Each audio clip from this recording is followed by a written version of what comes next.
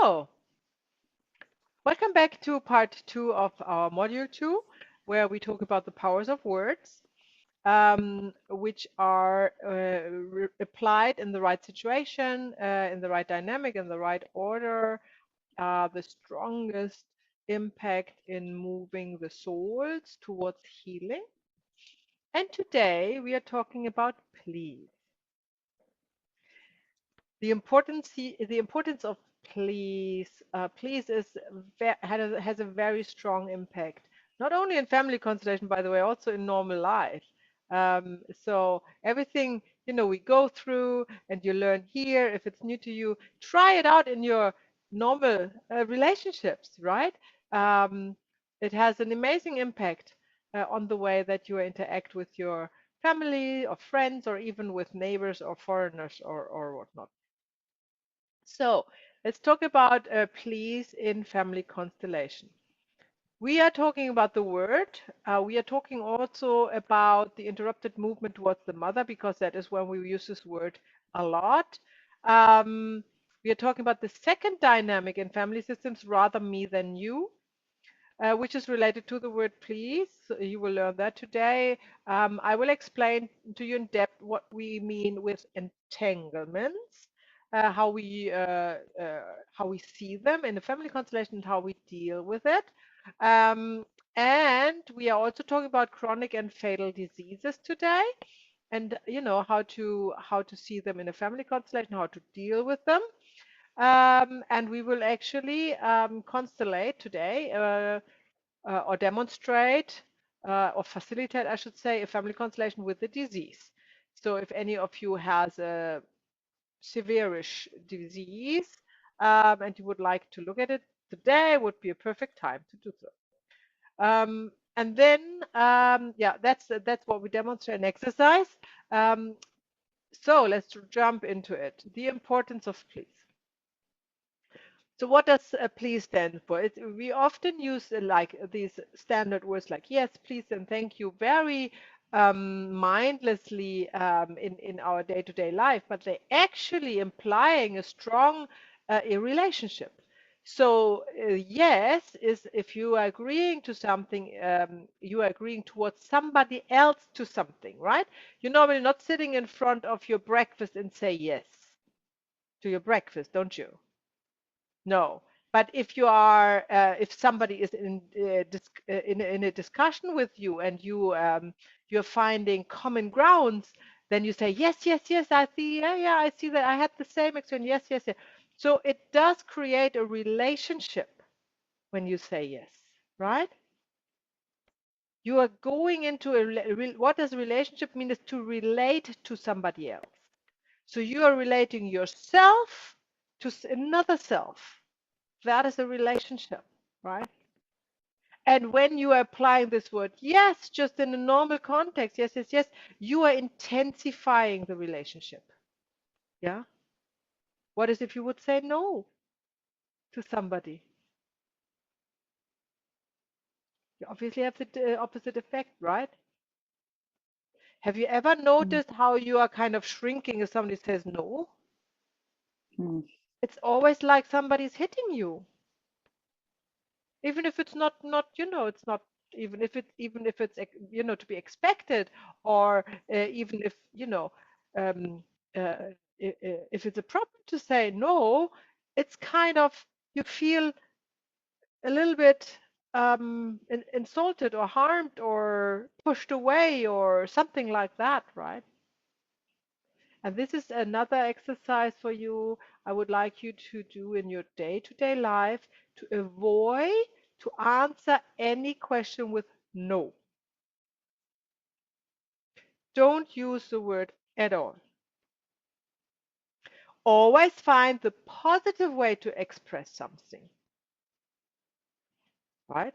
Other than you have an assaulter in the night on the street, of course, then you say no. But if you want to stay in a good relationship, try to avoid, or not try, but do avoid to say no. There is actually often no reason to say no. Hmm? I give you a very simple example. If you write a text to a friend of yours, are you home tonight? I could come and buy, and they text back no. What does it do with you? It's very unpleasant, isn't it? Okay. So what is if they write back, oh, I love to see you. I can't do tonight. Shall we do it tomorrow? Whole different story, right? And if somebody says something not even more banal, like in your family is saying, uh, did you put the scissors away? And you say no, right? How is that for you? How is that for the other? You can say, I did not put the scissors away. Yeah? And it makes a difference.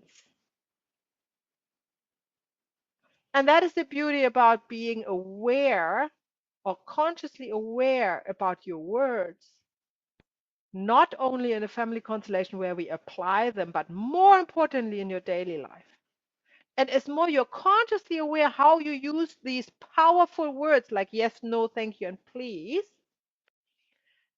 the better you are in a family constellation, obviously, right? Might have seen that Bert Hellinger is never using the word no. This is the reason why. We don't want to divide in a family constellation. We always want to allow people, family members, to come together in one way or the other. Yeah? And if a dynamic has been cleared and let's say the entangled person is not needed anymore, then there is no need for them to say no. You know, they are still part of the family system. The only thing you do it, you turn the representatives away from what has been cleared and ask if they want to go forward. Yeah. So having said that, you use the word please obviously also all the time, don't you? Or do you feel you don't use it enough or too much? How do you feel about it? Shall we do a little round? Just a very quick one. Say yes or no, Rocio. Do you use it too much or not enough? I don't think I use it enough. Okay, cool. Alexandra. Yeah, I think I use it enough. Yes, and in the and I feel comfortable using it. Very good. Very good. Thank you. Mana. So I think I'm too embarrassed to ask in the first place, so I don't use it at all. Interesting. Interesting. Now today is probably for you very healing session. Thank you for sharing. Julie. Yeah, I was thinking in different circumstances. I use it a lot, but I think I could use it more with my own son, my family. Yeah. Very good. So Mm. when I hear right, you're saying you use it too much in relationships that are further away and not enough relationships that are closer to you. Closer, absolutely. Yes. I think that's very common. Mm. I think that's very, very common. We forget, don't we? Yeah, yeah. And Claudia? I think I use it a lot. Yeah, maybe a bit too much. Okay, very good. So thank you for your feedback. Now that we are all very aware of our of the use of the word please in our own lives, let's go into the family constellation and how we use it there. So, as a matter of fact, family constellation or not, the please stands for I want to bond with you. Always. The please means I want to intensify the relation. I want to relate myself to you even more than a yes. Because in fact, I want something from you. Right? Please always means I want something from you. And this is why it asks to deepen the relationship with somebody else. And I was just thinking, Julie, I was just wondering, we probably don't use it so much with our close family members because it is already so intimate, the relationship, that we don't feel the need to intensify it even more. Hmm? Possible. So please also stands for I need something from you. Please is often hard to say when it's needed the most. Yeah.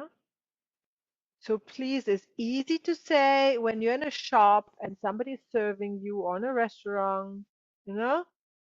It's very easy to say please to foreign people that you might never meet again because you are just bonding and intensifying the relationship on a very short period of time for a specific purpose. You want to be served, for example. Yeah, please, can I have this loaf of bread in a bakery or something like that, right? And as soon as you get it, and then you say your thank you, and then you go, and that's it. Nothing is left from the relationship. Hmm? But then, when there is a disturbed relationship, which is close to you, it is often very hard to say please. For example, an ex-lover or a child you have problems with, no, who's turning away from you, then it's hard to say, please stay, or please come here, or please um, whatever you want, right? So when you feel please is hard to say, you are in the right place most of the time. And that's the same in family constellation. When you suggest rightfully to the representative to say please to another representative and they find it hard to say, that is a good sign.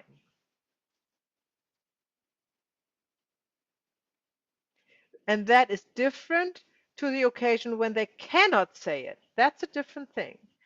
Then it might be not the right relationship, or you are not looking, the relationship you're looking at is not the one that is actually represented, right? So the please would not be appropriate. But if the please wants to be said, but it's hard to actually bring it out over the lips, then you have something there. You need to work on that. The word please can move mountains once it is said. After, it is hard to say. And who's moved when the please is said? The recipients or the sayer? What do you think? The sayer, I will say. Both. It is the sayer. Yeah. Recipient? Oh, It is the sayer. The sayer is moved. Because the sayer who says please is the one who wants to bond. You don't know from the recipients, you don't know the answer, and you don't know if they want the same. And that is the scary part. Yeah. It's kind of like the please will you marry me question. you know. And then what do you say if you get a no? Hmm? So every time that is an important question and the sayer is able to say please, a movement of the soul level takes place. Yeah. They are kind of opening their heart. Hmm? Now the please as such is strong enough in the right moment in the family constellation. Just the please is often all you need, but of course also with the please there can come a lot of sentences of resolution how you can express the please in different ways. So we talk about that here. Please bless me if I stay. Yeah, this is what we look at. Another, that is more the I follow you dynamic, which we look at tomorrow. When this dynamic is cleared, then the last thing to say is to the entangler, please bless me if I stay. Instead of going towards the dead. Right. Or I need you as a please as well. And we have that when we have the interrupted movement towards the mother or father. We can say please, or we can say I need you.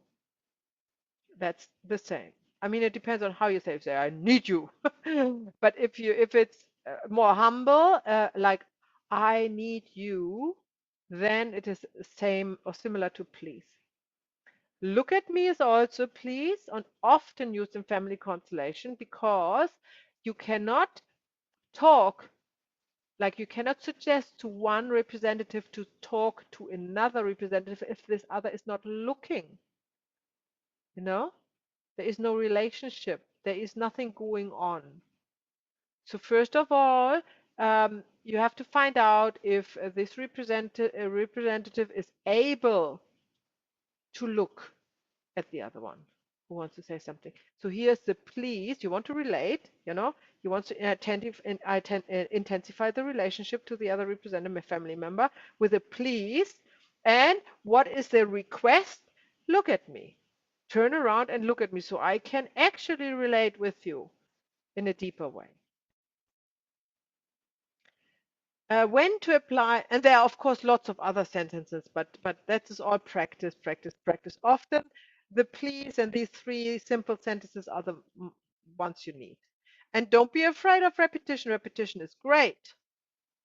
You know, remember the plumber's toolbox. He doesn't have 10 toolboxes with 100 different spanners. He has this one spanner in his toolbox which always works, right? And that is your words. Please, yes, and thank you. So when to apply please is if the order is not respected by a later one. So think of the second order of love, who comes first. If the one who comes after, like a descendant, is not respecting the former one as such, then we apply the please. And because this is probably not kind of, I don't know if I can say that logical, or at first sight, it might make not sense. This is why you just have to learn it, because this is how it works. So the best example is always interrupted movement. Let's say towards the mother. The child who is has this interrupted movement, and we talk about that in module 4 really, really excessively, because it is really, really important. But here we just brush it quickly. So because it belongs to the please. So when the child is traumatized in young age because it couldn't get to the mother when it was needed, then what happened is this trauma is preventing the child to go close to the mother later. And this is then causing all sorts of suffering. It's one of the most important relationship to look at and to clear out is the mother relationship, because the mother stands for success in literally all walks of life. And then all the movement from the child who doesn't want to move towards the mother in a family constellation, when the child says please to the mother, the first step can be taken.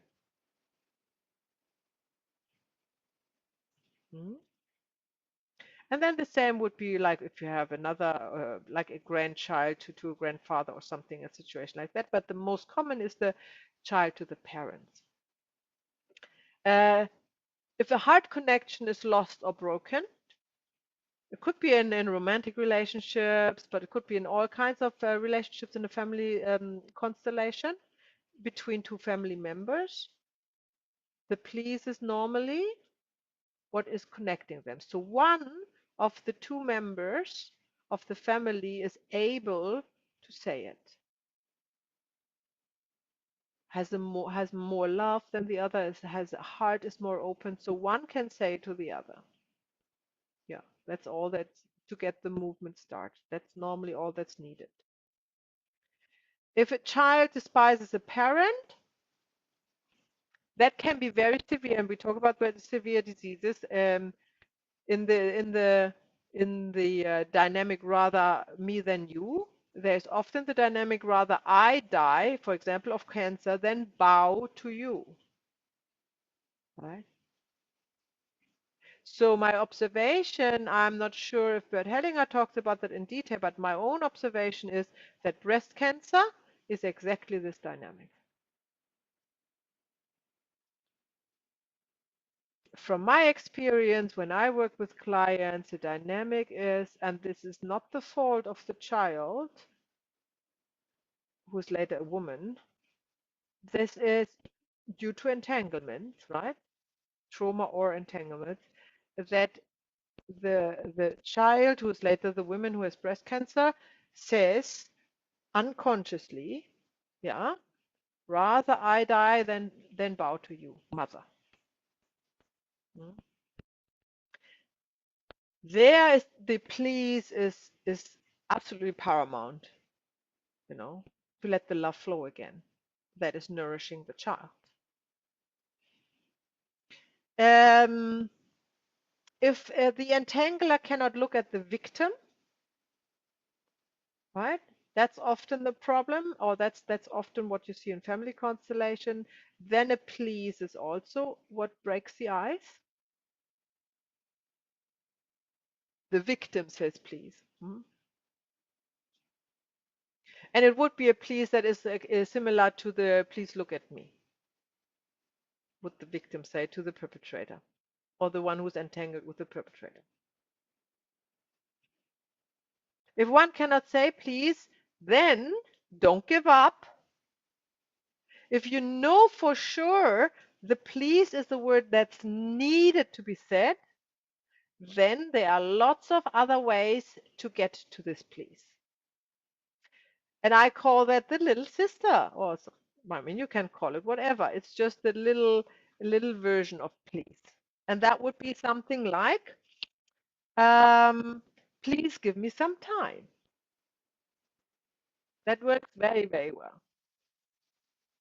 So when you have a constellation and you know one representative has to say please, and they just can't do it, then then you suggest to the representative to say, say to whoever is there, say to, please give me some time. And then the please is already said. It's a please they can say, right? Because that is actually acknowledging what they need is a bit time. Interestingly, once the please is said, please give me some time, they normally can say the unconditional please as well. Because, you know, they have opened their heart already with the one please in this sentence. That's a little bit sneaky, it works fabulous. Please give me some space, same thing, right?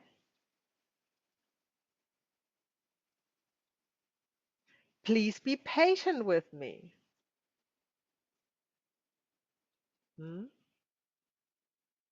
And we might talk here about that when we talk about today. We talk about forgiving, forgetting, and the word sorry. I'm sorry. It's a very good daily practice also to replace the word sorry with a please or a thank you or a yes, right?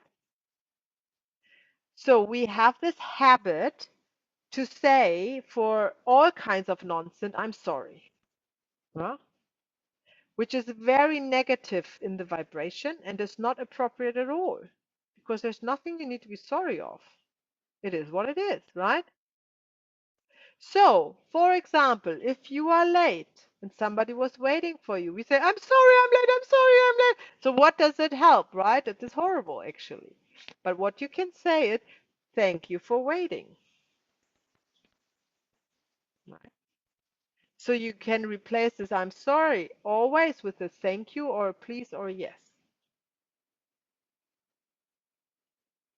And that's a really good practice in your own life. When you feel the urge to say I'm sorry, think how you can rephrase it into a positive way that is connecting with the other one.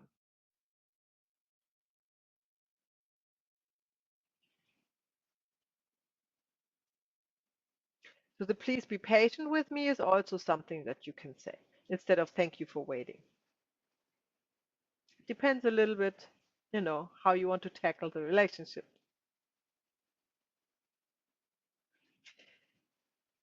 So if no version of please is possible for the representative to say in a family constellation, then you ask this representative to become small,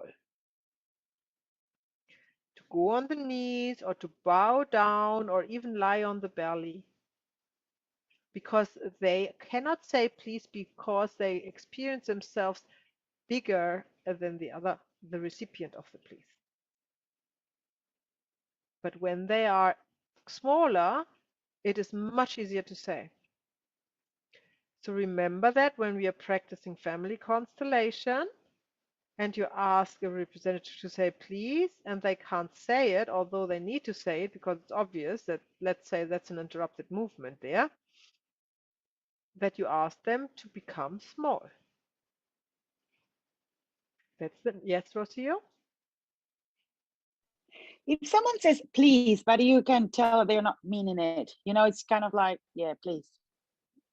Does it count anyway, or? No, that doesn't count. Yeah. You have to stay put and say it again, say it from your heart.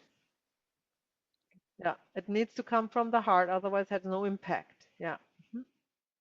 And then if you have somebody like this, then you go with a little sister of please, no?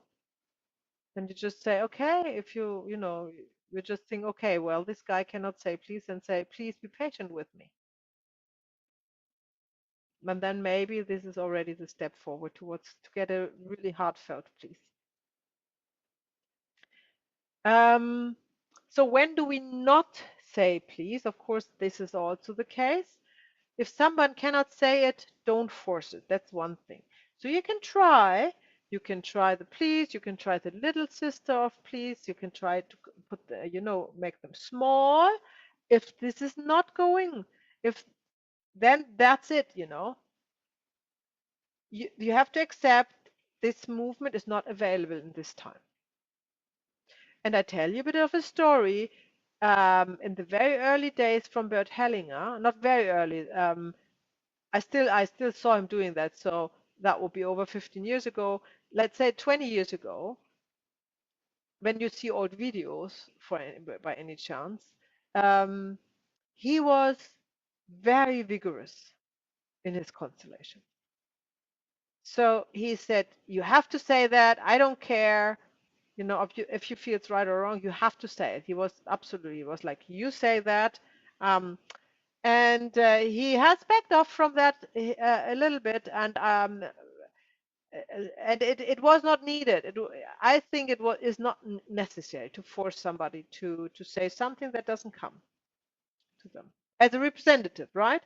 As a representative. So that's all guided by the feet. I'm a very big fan of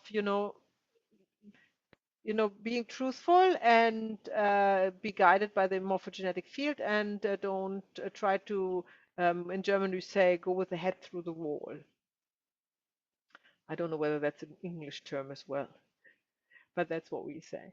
So there's no need to do that, not from my experience at all. Everything that is available to this client in this constellation, when you have a solid foundation and experience of facilitating family constellation, you can trust that what happens is right. It's that what the client needs. And maybe the representative, because they also heal when they are representing in a family constellation. So this urge that we have to make people feel good, like everybody needs to be happy, everybody needs to leave happy the workshop, everybody needs to be happy. You have to overcome this urge when you want to do a really good job, because this is not actually what happens. And we will talk about that in module 3 when we talk about the orders of helping. It doesn't help. You never ask somebody to say please when something needs to come to an end, because the please would reinstall the relationship. Yeah. So that is important. If a dynamic has been cleared and you feel, okay, that is wonderful, that's how we can leave it, yeah, then there is no room for a please anymore. If a child is entangled with the former partner of a parent, the child doesn't say please to the parent of the ex-partner, right? Meaning, it sounds a little bit twisted. So what is here going on is there is a typical entanglement from a child to an ex-partner of the parent. Yeah. Because the ex-partner of the parent hasn't been valued and the relationship on a soul level, and the relationship hasn't really come to an end on a soul level neither. And let's make an example. Let's say the father had a fiancée, and instead of marrying her, he married your mother, right? And then they would have children, everything is good, and then you grow up and you become mad at your mother, you know, although there's obviously no reason for it. That is a very typical sign that you are entangled with the former partner of your father. Hmm? And the madness that you have towards your mother is her madness because she thinks she took her place. No. And that is the example, and that does happen quite often in family constellation. This is a typical dynamic of an entanglement. And here it would be inappropriate to say the please to the parents of the ex-partner, right? Because this is an entanglement and not a child-mother relationship. Hmm? So in an entanglement, you're not using this please other, then it is appropriate to look at somebody to communicate, right? Okay, so the please is most important to the parents. That's where you use it all the time, father or mother. And the please says, also I need you. That is the same expression. It is a please is like, I won't survive without you. So please nourish me. Please take care of me. That's what the please is, right? Please don't leave me. I need you. Please be here for me. That is all the please. So we don't need, in a family constellation, we do not always need to use the word please, but we can also say, I need you, or I won't survive without you, or I need your love, I need your nourishment, I need your care. That's all synonymously a please. I need your love would be appropriate to say to a parent. I need you to nourish me.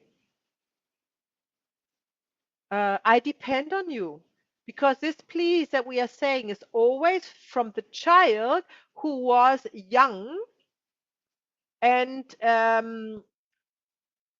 wasn't able to go to the mother or the father when in time of need. Yeah, that's what we call interrupted movement towards mother. So in a family constellation, of course, now this child is adult, but in the family constellation, it is the energy, we're going back to the trauma, right? So it's the energy of the child, not the adult.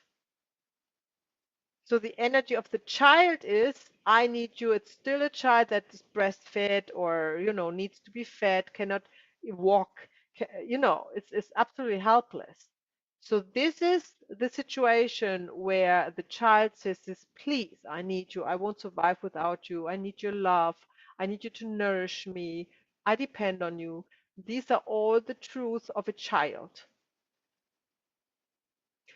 And because there was a trauma, this energy is carried forward as an adult.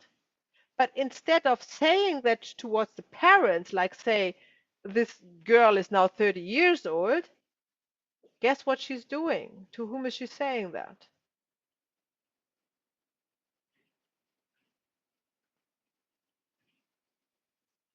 Yes, to her partner. To the partner. Yeah. And all of a sudden, the partner needs to provide this motherly love, right? Which is impossible. So obviously, this relationship cannot work. Mhm. And in the family constellation, we are going back to where the child had to say that, where it was interrupted in the movement towards the mother to overcome this trauma. And then move forward and then receives the mother's love and then is free from the need to receive it, and then is also free in a relationship in a romantic relationship to meet the partner on the same level without needs, without a neediness. Or there's another lovely term I love is lacatosis, from the disease of always feeling a lack. Lacatosis. Please look friendly at me. That is a please that you see in a family constellation when the interrupted movement is going through multiple generations. Because what can happen is that there is a child with an interrupted movement looking at the mother, but the mother, who is supposed to look friendly and loving at the child, is not doing that. Right?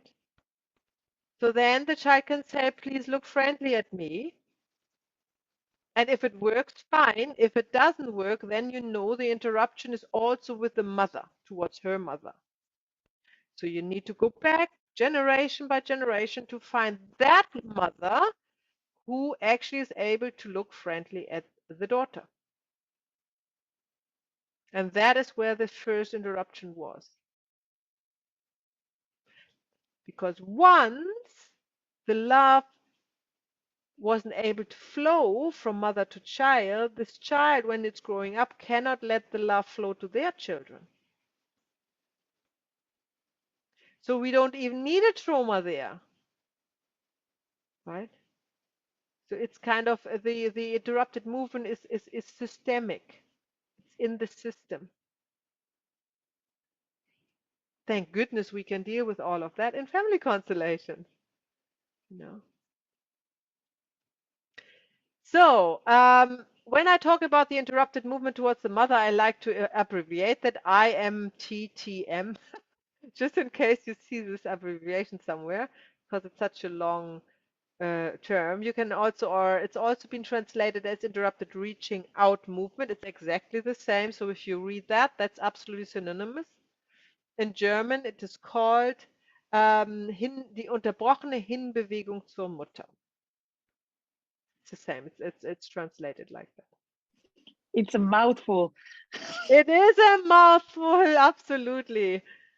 I mean, family constellation as such is a mouthful already. If you want to talk to people who have never heard of it, you know, it always leads to discussions about the family. But this is actually a mouthful. So,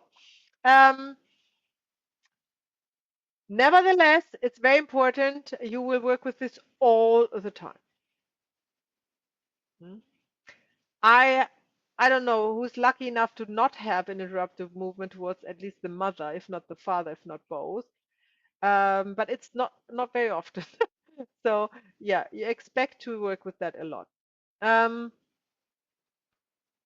So this please expressed by the child in the energy of the child at that time when it was traumatized is continuing the movement towards the mother, and that's the healing process. The child has to do the movement to get the nourishment from the mother. So the please is often misunderstood. So somebody stands here and says please, and then the other comes. That's not how the please works. The please is for the one who's saying it, not for the recipient. So the one who say please is the one who's moving as well. A please that is expecting the other one to come is not a please, right? That is a, what is it actually? That's like a command, you know, an expectation. But that's not the please we are talking about. We are talking about the please that is heartfelt and that is overcoming any kind of resistance in the one who's saying it. So in the interrupted movement towards the mother, you will often see that the mother has the urge to run towards the child. If it's not, if the mother has no interrupted movement, then that's what she wants to do. She can barely see the child at a distance, no? And when then the child says, please, then they say, of course, I'm coming, I'm coming, I'm coming. Unfortunately, you have to stop the representative to do that. Because the movement from the child to the mother needs to come to an end. And if the mother goes towards the child cannot move. So the trauma is not in any way, shape, or form dealt with. So you have to stop the mother, put you back where she was, and say, you have to stay there. Not say anything, just look at your child. And that is also interesting when you look at other mammals, but in humans it's the same. When they're giving birth to their baby, then the baby has to find the tits in their own term. The mother cannot and should not do anything to encourage that other than being there, available. Because this movement towards the nourishment, the first nourishment, is what strengthens the child or the baby. And that's the same with natural birth that we are not so familiar with anymore. But that is actually how it's been for centuries, like for thousands of years. The child is born, not in a hospital, just naturally born, and then put on the belly of the mother. And then the little baby has to, find its way to the nipple to find the milk, right? So you're not plucking it in there. That is natural because this movement, this struggle is the best preparation for life because it's a hormone and on a hormone level and all the fascias and everything in the newborn baby is getting ready to get what they need, through own effort. And that's the lesson they need to learn. That's so super important, and it's not good to take that away from a baby. And this is the interrupted, and that is the movement, that is the natural movement that is continuing until the child can look after itself, mainly when they can walk and speak and express themselves and feel, and they can, they can go not to the fridge necessarily, but they can say to the mother, I want, can I have, breakfast now or whatnot. Yeah. Before this is enabled for a child, they need to move towards the mother to make sure they get what they need.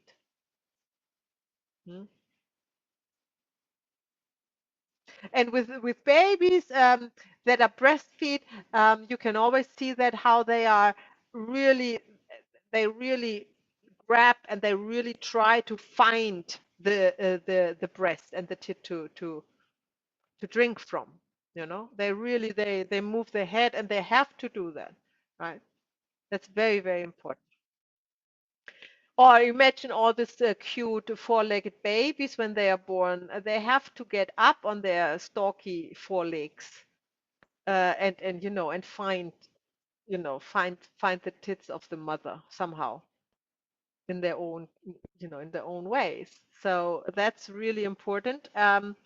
And it has on a soul level, it has a strong impact. If this is when this movement that continues, like let's say for the first 2 years, 2.5 years, something like that, 3 years, if this is interrupted. And a typical interruption, and this is why it happens so often, is that, for example, the mother or the child has to be hospitalized after the birth. or especially in former days when it was not even normal that the mother stays in the hospital, right? Or, or the mother goes to work quite early and leaves the child behind in the care of somebody else.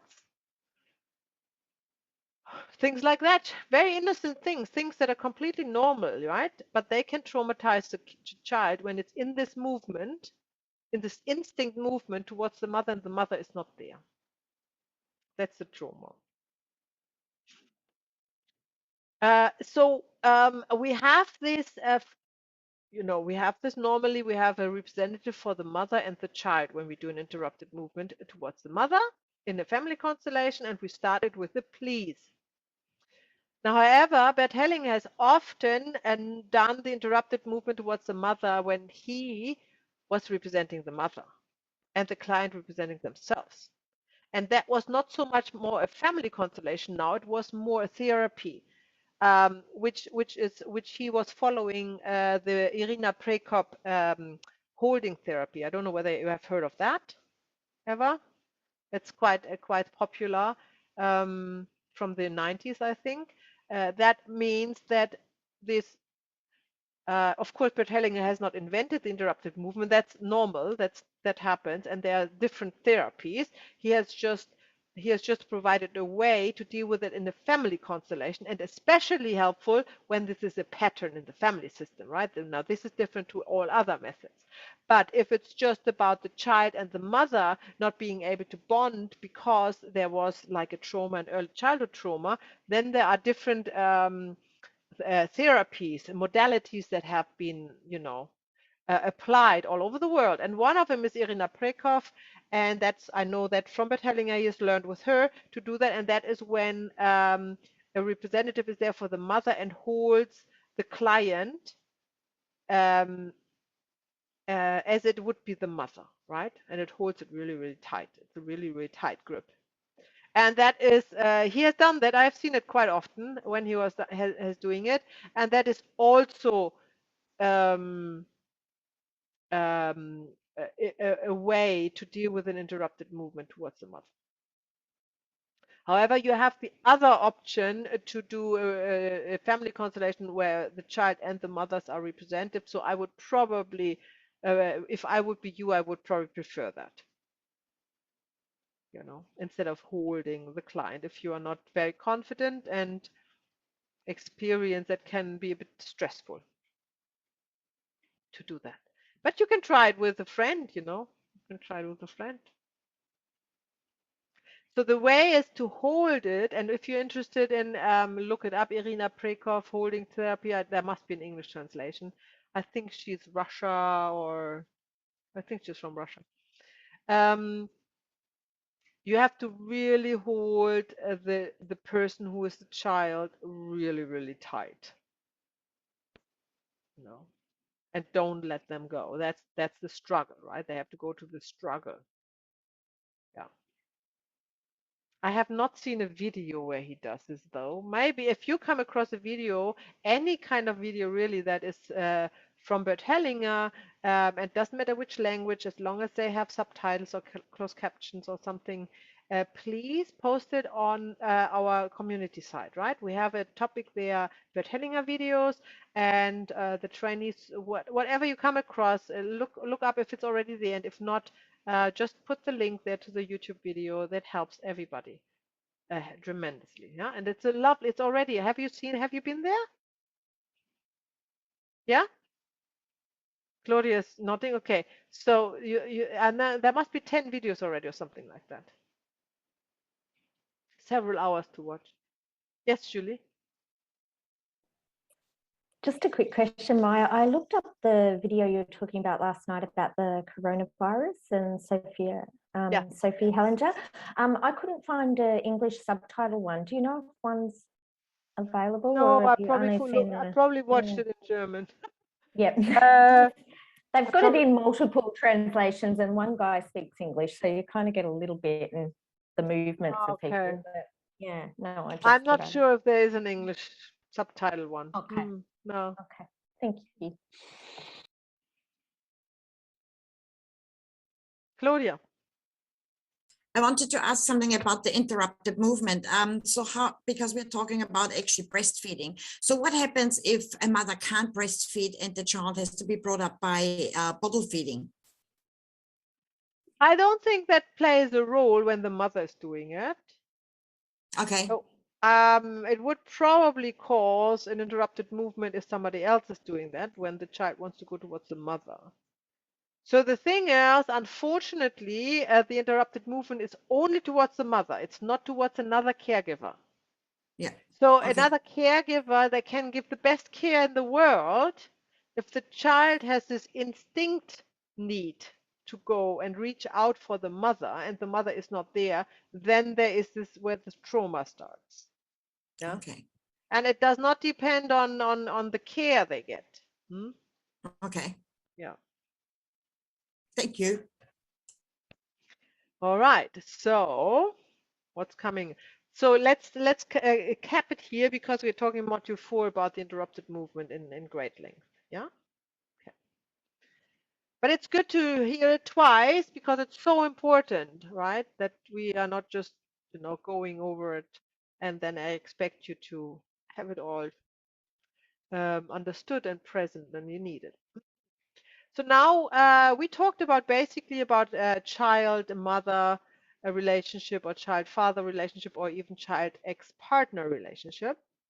But now we are talking about the equal relationship, which we call commonly the romantic relationship, where you are dealing with partners and how to apply a please there. So, of course, always please look at me is a biggie because when you're consolidating a partnership, you often find they are not looking at each other, or at least one is not looking at the other. And if there is no relating in the constellation, you can also not work, So the please look at me is always a good start point when in the relationship they are not looking at each other. Please stay with me is another one. If you see in a constellation that one is want to leave the relationship, it wouldn't hurt if the representative of the one who's staying asks the other one to stay. It doesn't mean that that's what happens, but that's for the one, remember, who's asking important, right? To get the movement done. This please stay with me doesn't say I'm here, you are leaving, I want you to come back. That's not the please stay with me. The please stay with me is on a soul level, right? Then we have a please forgive me. We're talking about forgiving and forgetting in great detail. And I just list that here. I don't think you should use that often. But there can be an exceptional circumstance where this is appropriate, right? But I just let you know right away, we normally don't use the word forgive. A very strong one is please look at our children. Because when a relationship is over, they are still, if they have children, they are still bound by the children, right? And it is very healing for the relationship. And by healing, I mean that they can both go their own way in peace. Yeah. If they acknowledge that they have the children together and that they are through the children always connected. But that can only happen if both partners can look at the children. When you have a family constellation where you have man, woman, and 3 children, and let's say only the woman is looking at the children and the husband has turned away, right? Then he's neither looking at the wife nor at the children. So here in this situation, the mother can ask the husband, please look at our children. To connect, to get the connection, to get the connection back. Then we have please in other relationships, as always, for example, to the ancestors. That would be a please look friendly at me. I live a little bit longer and then I come too. That's actually just, you know what it is. It's acknowledging what it is. We all go there where the ancestors are one day. So that's not a secret. Yes, Mana. Sorry to interrupt you, Maya, but when you spoke about a parent not looking at a child, could it be that if a parent is looking at a child, they are entangled, they want to leave a relationship, but they can't because of the children? Like, how would you know the difference? Okay, so do you have a specific case in your head? No, I'm just wondering that if a parent is not looking at the children or Yeah, is looking at the children, wants to get out of a toxic relationship, but the yeah. children are holding the parent back. So is it healthy for a parent to look at a child or not look at a child? The parents have to look at the children. Okay, They are their children. They will always be their children. That is the order, right? If a parent cannot look at the children, there is an entanglement or there's something in disorder with this parent. Yeah? They can look at the children, but they don't need to be in a relationship to each other. So the healing movement here, and we talk about that tomorrow, is to say thank you to the partner. okay, But keep the children in your view, right? got it. Not the Okay. partner, but the children, yes.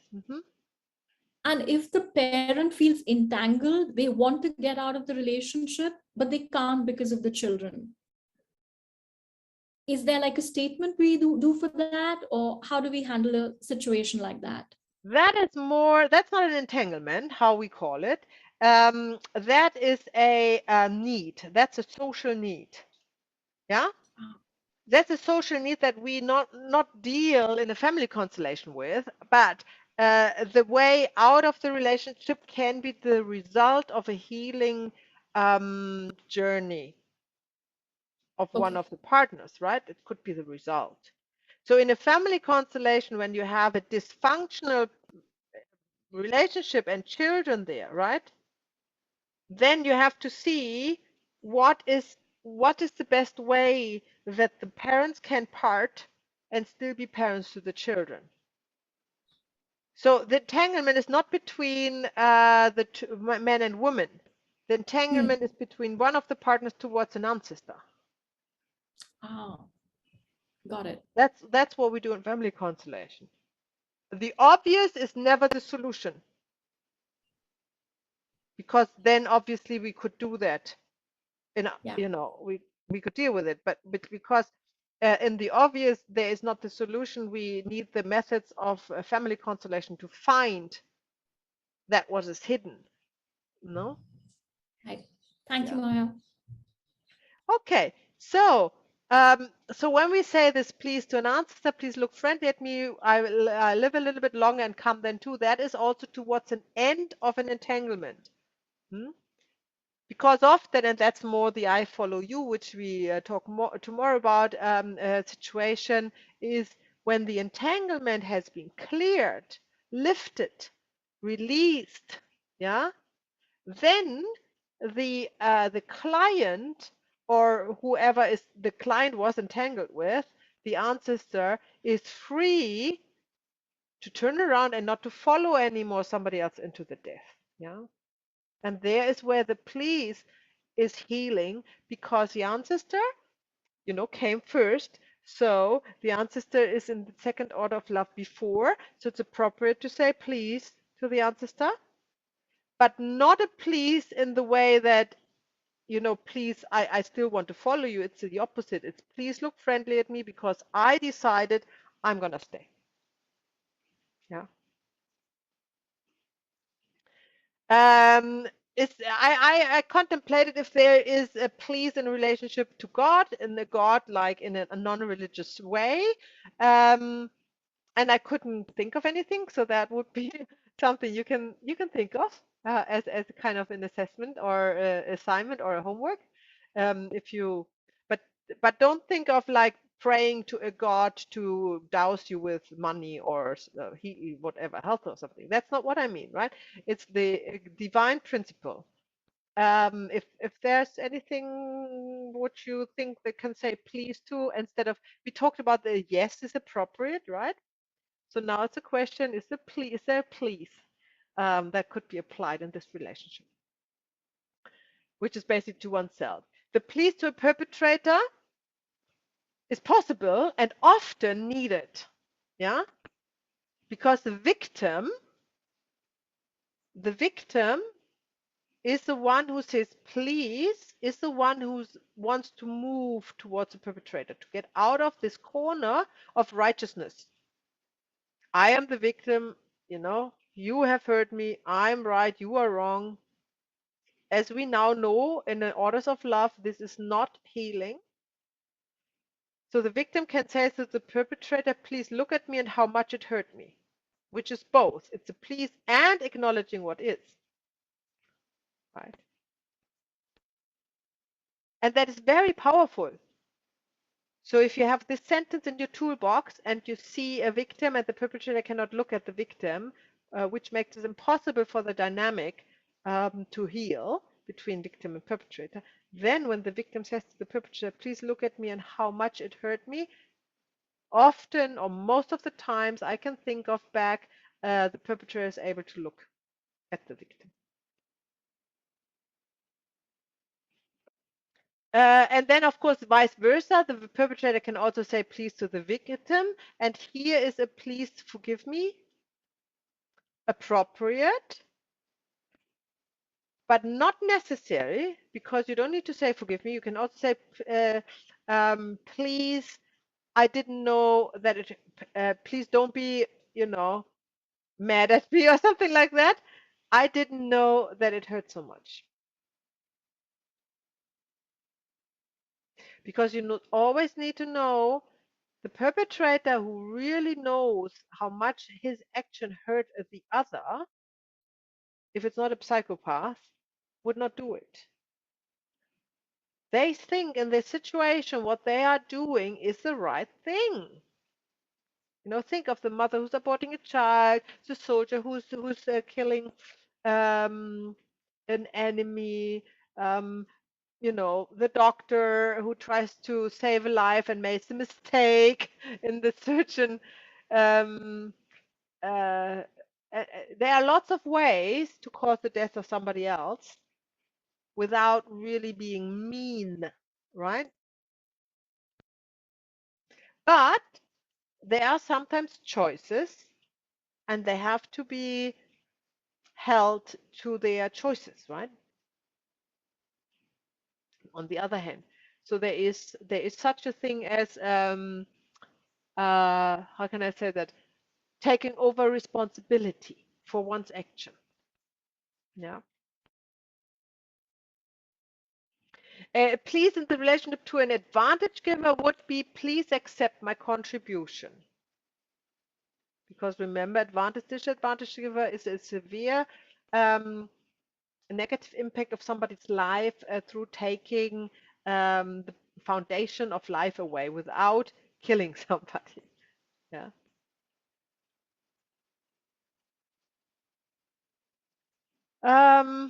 So we have exercise time before we go on the break. We do practically the same exercise as yesterday, but today we are using the word please. So we always have our group 2 and 3 members, and same duration. We give, was it enough 3 minutes for each for the 3-part group, or was it not enough? I think you said it wasn't enough, was it? No. Okay, then we just make it longer. We make it 12 minutes, so each has 4 minutes. Yeah, 12 minutes. And then the group of 2s, they have 6 minutes each, but you can also, do something else. Have fun with something else if you did it. Maya, does it has to be a parent? Well, what else would you think, Rocio? A relationship, a partner, maybe? Yeah, if there's a please need, it's easier. It's easier with a parent. It's more obvious, but yes, you can choose a relationship. Yeah, it has to be the please, though, right? It has to be the please. right? So yeah, why not? You can check out if that's the right thing to do. We have again the situation. One is the helper who's observing. One decides who's the client. The other decides, or the client decides if that's a father or mother or a relationship.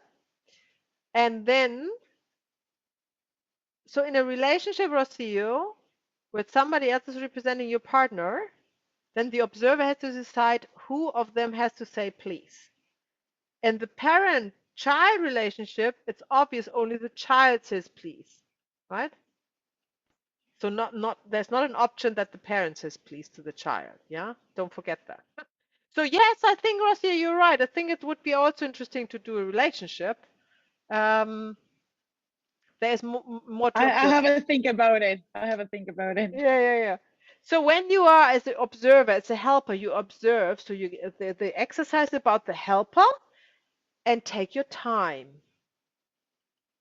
and don't rush to conclusions, and observe the representatives, which is the child, for the sake of the discussion, the child and the mother. Yeah.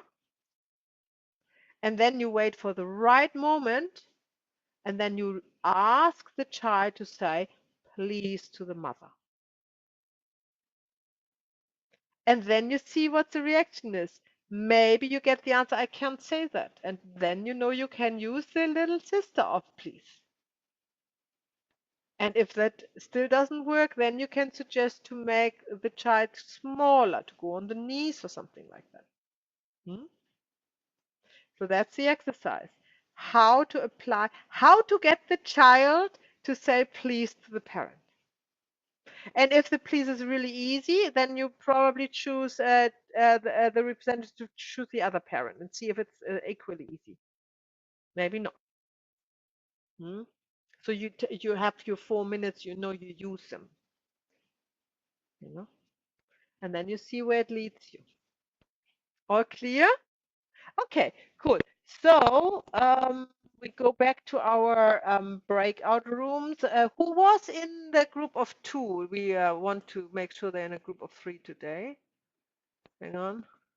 Why can I not create this room? Here we go. So hands up. Who was in a group of 2? Claudia and Julie. Okay. So Claudia and Julie go in a group of 3. And then we have another group of 2. And I sent you a message when it's time to swap.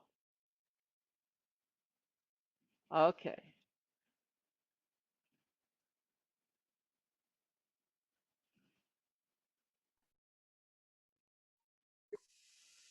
Hello back.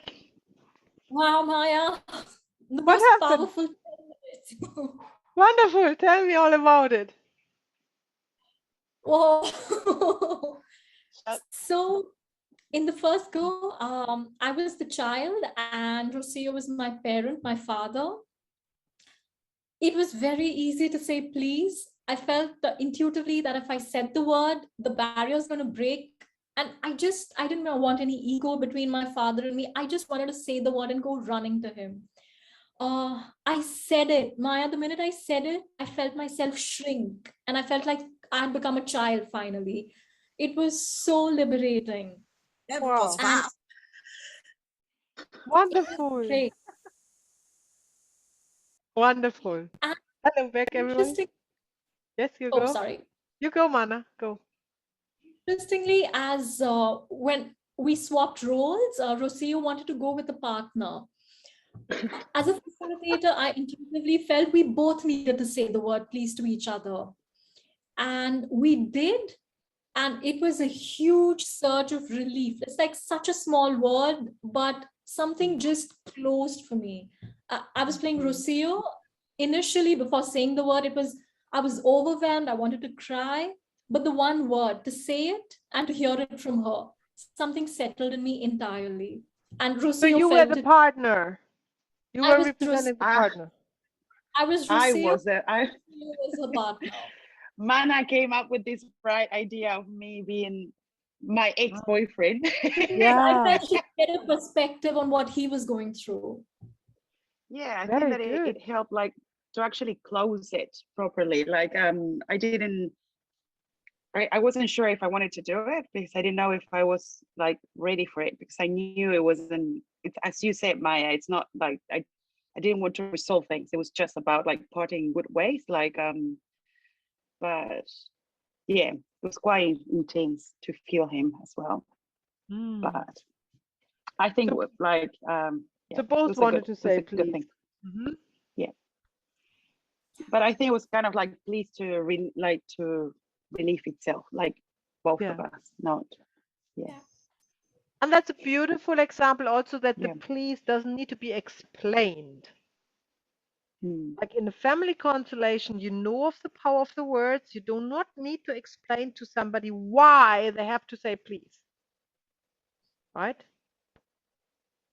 And there doesn't need to be a logical reason to say the please. You know it's the right word in the right order, in the right dynamic, at the right time. And then they feel like Mana and Rocio just shared the relief instantaneously. And there is no need to explain that to the ones you're working with. Hmm? Very good. Thank you for sharing. So here's the other group. Who wants to go first?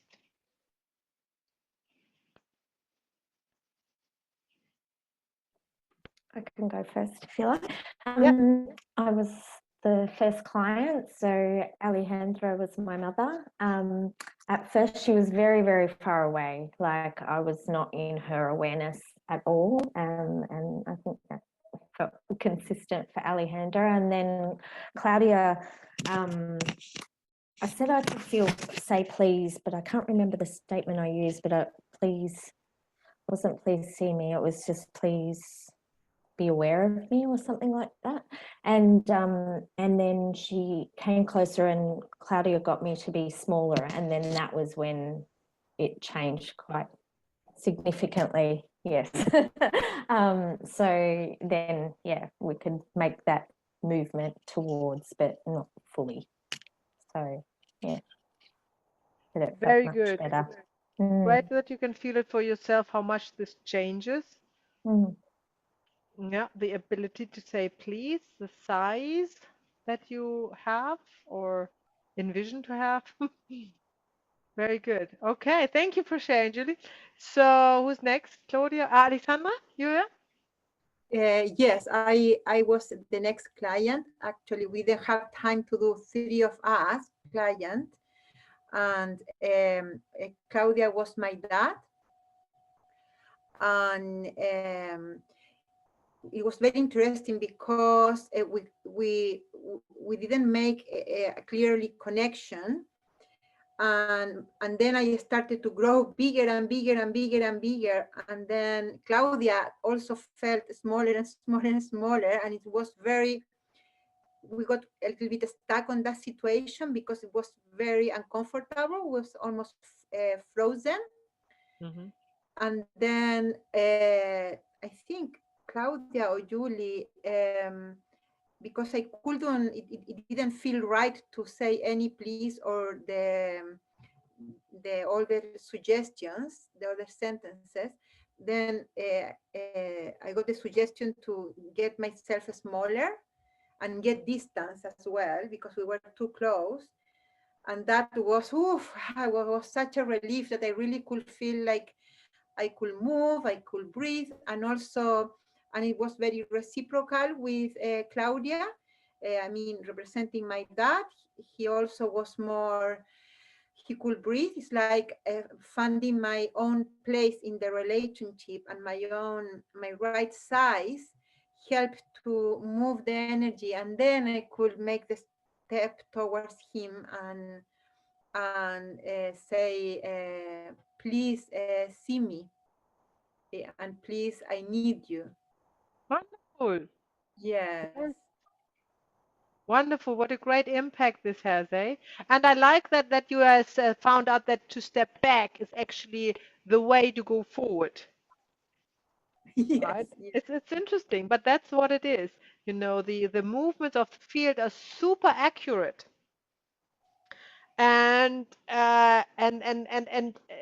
This is why we go slow and we allow the movements to happen in any directions, because this is all important.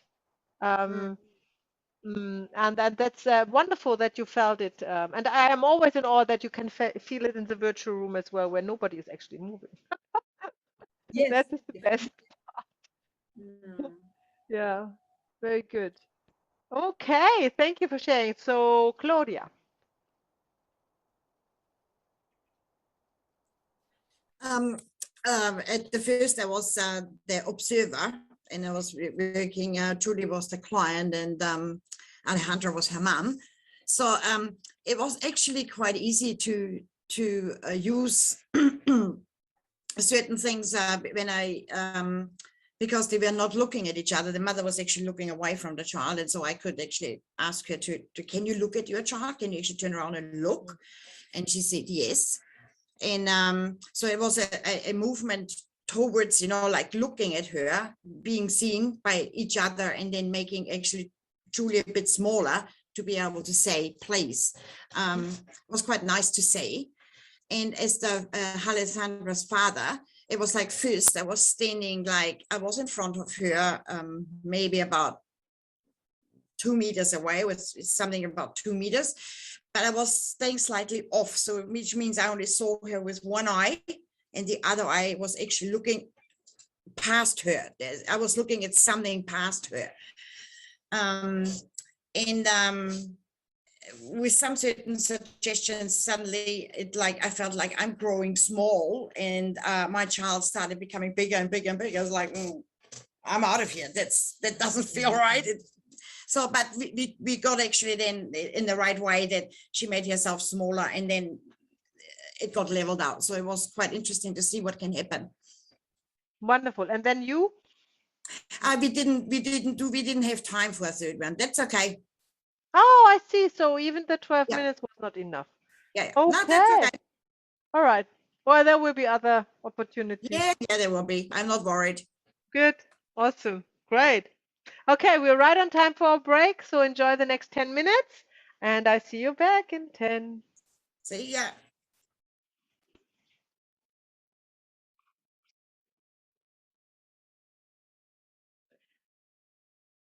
Okay, so let's come to the second half of our part 2. And this is, let's talk about a little bit about what is forgiving and forgetting in family constellation, where it has its place and where it doesn't has its place. So uh, I'm following here Bert Hellinger's teaching about forgiving. And remember, he is an ex-Catholic priest, and he was in service in South Africa. He was working for the church there with the poor, and he was a very compassionate person doing this until he understood that the church is not the answer to anything, and he left the church and married a nun, actually. So, which is not Sophie Hellinger, which is his second wife. So he went through something there, and as a man of the Catholic Church, there's obviously a lot you have to say about forgiving, right? Because this is what the Catholic Church is based on, if you think about it. It's about needing the priest as a middleman to God to forgive you, right? Your sins. Now, it is good to know from him, having his education in mind, that he says there is nobody who can forgive to nobody. Forgiving, nobody can forgive anything, anyone. Not a God can forgive you, not a priest. You cannot forgive anybody else. It is simply not possible. You cannot ask for forgiving. It will not do anything on an energetic level, right? So forgiving is nothing. It does nothing. But what is actually healing is if the forgiving is equal forgetting. And that is very powerful. Yeah. So what is the difference? If there is a wish to forgive someone or to ask for forgiveness, you are establishing a hierarchy. Be aware of that. If you say, can you forgive me? You're making yourself small and the other person big. You're putting your well-being in the hands and decisions of somebody else. Right? Does this sound right? Or does this sound wrong in the orders of love? Wrong, exactly. Yeah? Wrong. Thank you. I saw it on your lips. I'm reading lips here. You're right. It is wrong. There's no place in the orders of love for forgiveness. Yeah. However, if something is not balanced, think about the module 1, part 3. If something is out of balance, you can balance this out, not by forgiving it, but forgetting what has been done. If you cannot balance something in the bad, for example, right? Or you don't want to because you simply don't want to, or you cannot balance something in the good, then you can just forget it completely. So there is nothing to balance anymore. But this forgetting is really forgetting. It's not like a temporary thing. It's really deleted out of your memory. You never think or talk about it again. Let's make an example. Your partner has cheated on you. And you know by the orders of love, balancing out in a romantic relationship, Bert Hellinger suggests that to balance this out, you have to cheat on him as well, which is kind of the Jewish an eye for an eye thing. But if you want to let the love grow, you do a little bit less damage. Yeah? So you wouldn't cheat on him, but you would flirt with somebody else. You know? That would establish a balance in the good. You know? And then if this is like a ping pong ball, if this is ping pong ball is taken over by the partner and he would balancing out your flirting with somebody, but with a less severe thing. So he would just, yeah, I don't know, have a friendly word with a waitress. I don't know, this is a bit silly, but anyhow, then you would come to homeostasis at one point where there is nothing bad happen anymore, right? And the love has grown and everything was balanced. Now, if you don't want to play this ping pong game, doing this, doing that, doing this, back and forth, to come step by step by step to a balance, let's, for the sake of discussion, stay with a romantic relationship, then you always have the choice to balance whatever has been done to you out through forgetting what it was. You can forget it, right? So instead of the partner, you need to forgive the partner, which does nothing on a soul level. You can forget what the partner has done. Now this is balancing out, right? So if you think of forgiving as forgetting completely what the partner has done, so that means you have practically no memory. So he has cheated on you and it's deleted from your memory. If you see him, you don't think of this other woman. If you hear a name, then you don't think of the other woman. You never talk to it again. You don't feel bad about it at all. It's forgotten. If it has never happened, that is an appropriate forgiving. Right? If this kind of forgetting is not available, forgiving doesn't do anything, then you have to, do your tit for tat thing to balance it out if you want to stay in the relationship. So that would be in the orders of love. This is the form of forgiving that is good. So instead, so if in a family constellation, and that happens actually quite a lot, that the representative, when you allow the representative to talk their own words, right, which you wouldn't want them to do, but you know, things happen, then they say, oh, I really want you to forgive me, right? That's the most the part. Sometimes say, I can forgive you, but most often somebody says, I want you to forgive me, right? What you actually ask is, I want you to forget it. Just delete what it. So you could ask this representative rephrase and said, please forget what I have done. Not forgive. You know? Nice, isn't it? Yes, Alexandra. Yes, I have a question that makes me curious about the concept of forgetting in the context of family constellation, because it's hard for me to get it, because it's something that already happened. Do you people really forget? I mean, it's like deleted from the system? Okay, that's a very good question. So let's look at it more closely. Um, it's nice if you have a computer and you press delete and it's all gone, right? But if you ask a computer expert, they can find it. You know, you cannot find it, but they can find it, right? So we are talking about a forgetting that you cannot find. It is still there.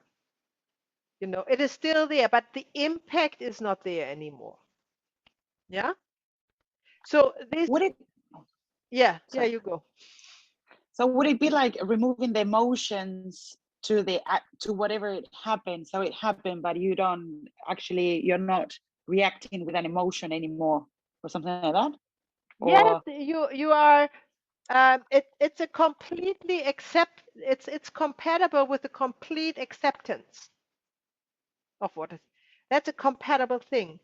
So instead, so yes, you're not mad anymore. You're not disappointed. You're not jealous. You're not any of these. It is for you in this instance with the cheating. It is like it has not happened in a way that it has not hurt you. I like this example with the computer because if you delete an email from your account, you don't see it anymore. You can't read it. You don't know the details. You know, it's gone. Huh?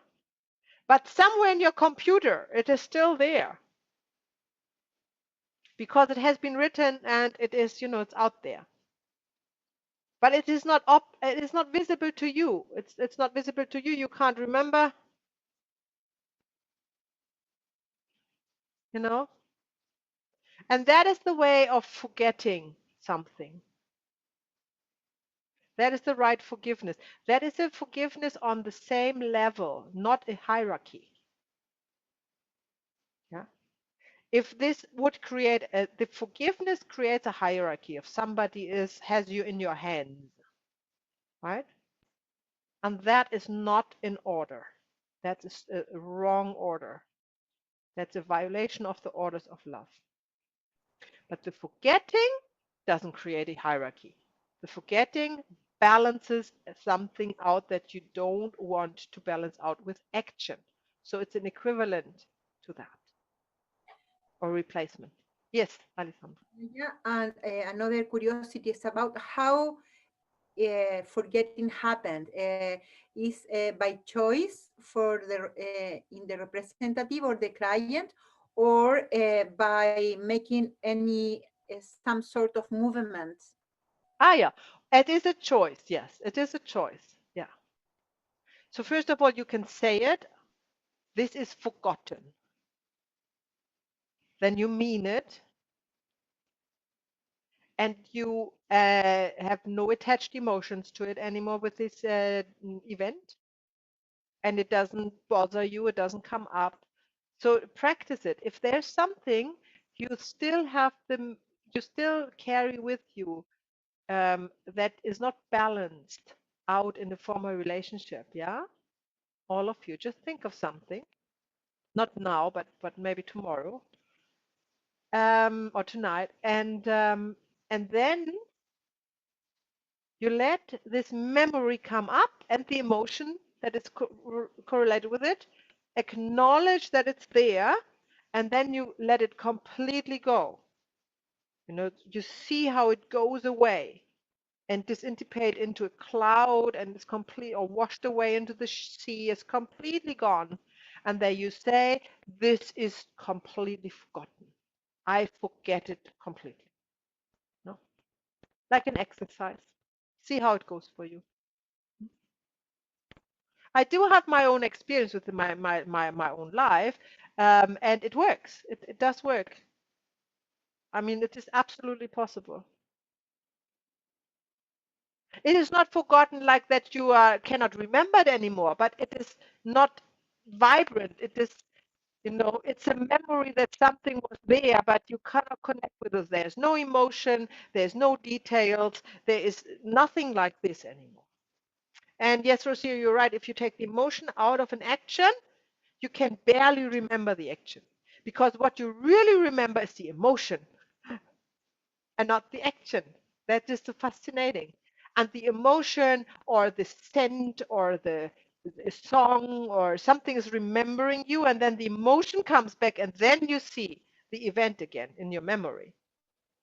But without a trigger of your senses that triggers the emotion, the event is practically gone and very neutral, very neutral. And that really can be anything. So yeah, practice that. That will be a really good practice. So, so we talked about forgiving and how it creates a hierarchy. So the only one you can forgive is yourself, right? Be aware that's the only way when you can use, no? I forgive me to be imperfect. For example, something like that. If you feel the urge to forgive something or somebody, just forgive yourself for having this urge. Yeah. So we talked about forgetting. So now we come to common family constellation. Now there's a surprisingly often an urge in a representative to say, "I forgive you," or "I want you to forgive me." Now, if you don't catch it early enough, it's been said before you know it. You know, in the family constellation. So how we deal with it? We are completely ignoring it. Yeah. So we are forgetting that it even has happened. Yeah.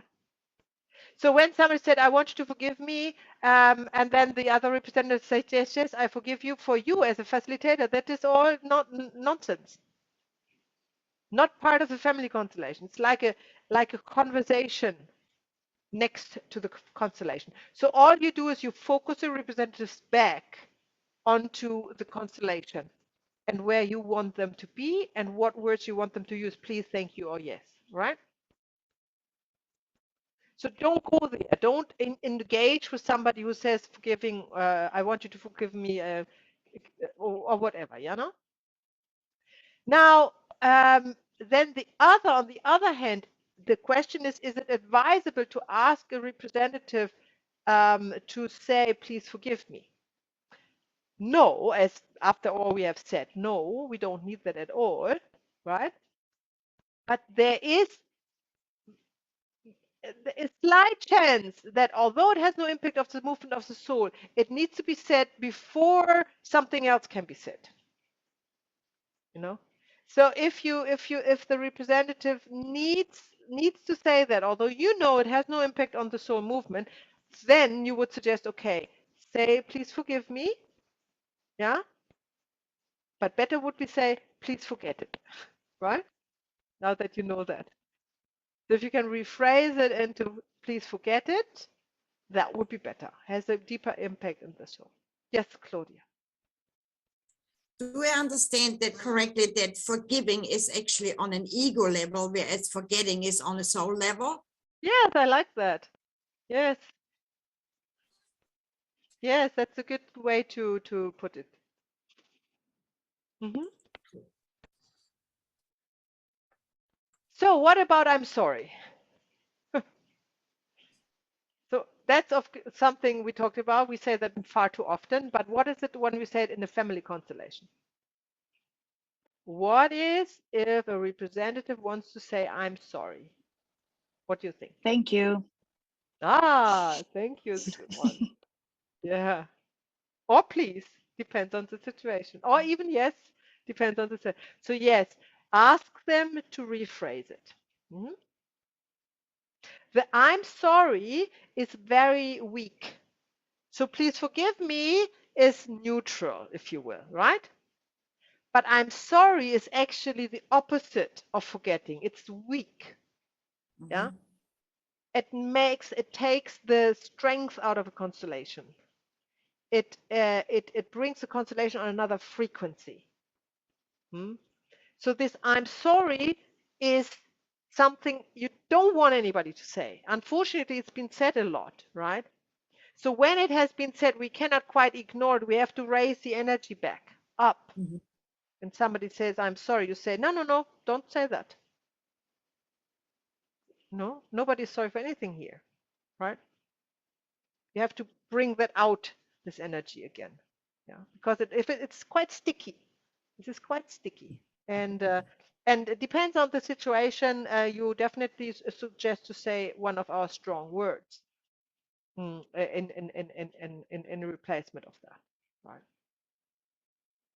And that's yeah, we talked about that. And then that's a good exercise in your day-to-day life to replace I'm sorry with one of our 3 strong words.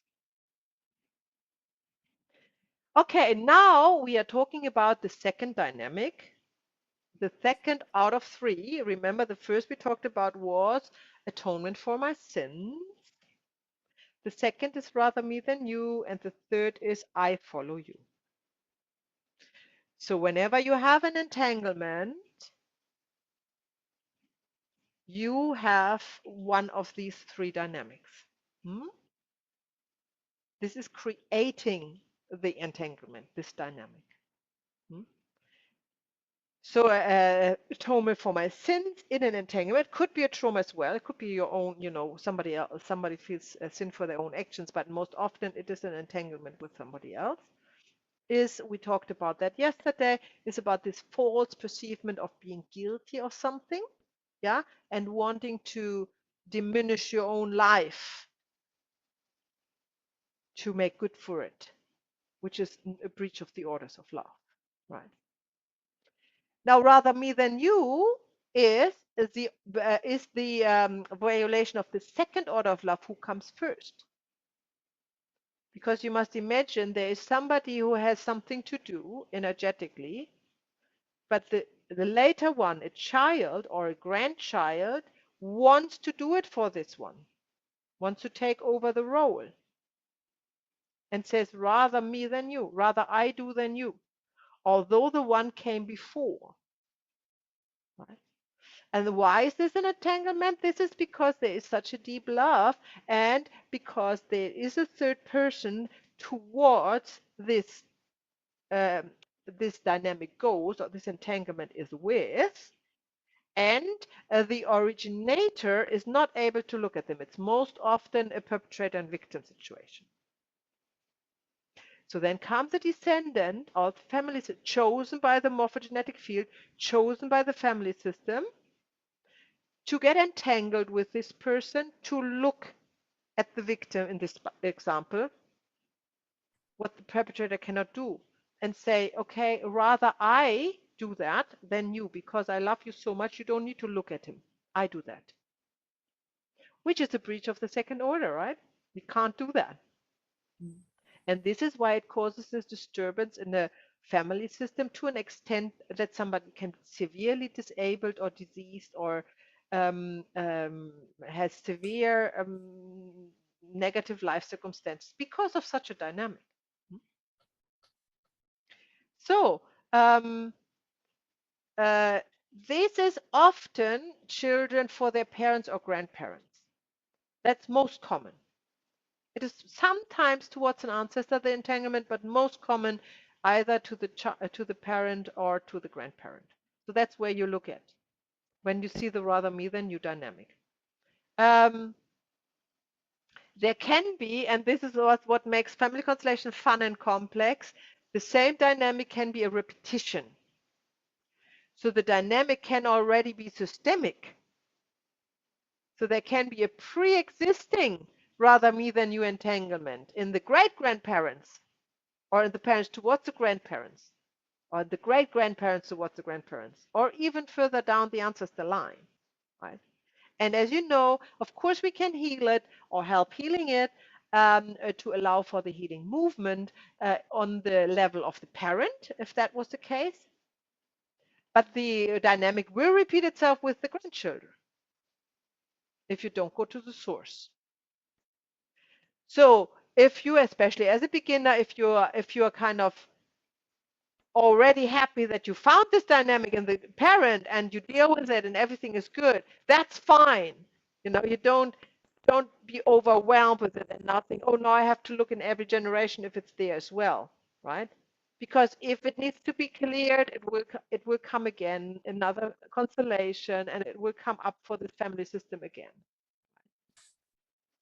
So just it's not like you don't have to look for it, especially not when you start with this work, but just be aware that most often the dynamic you see is a repetition.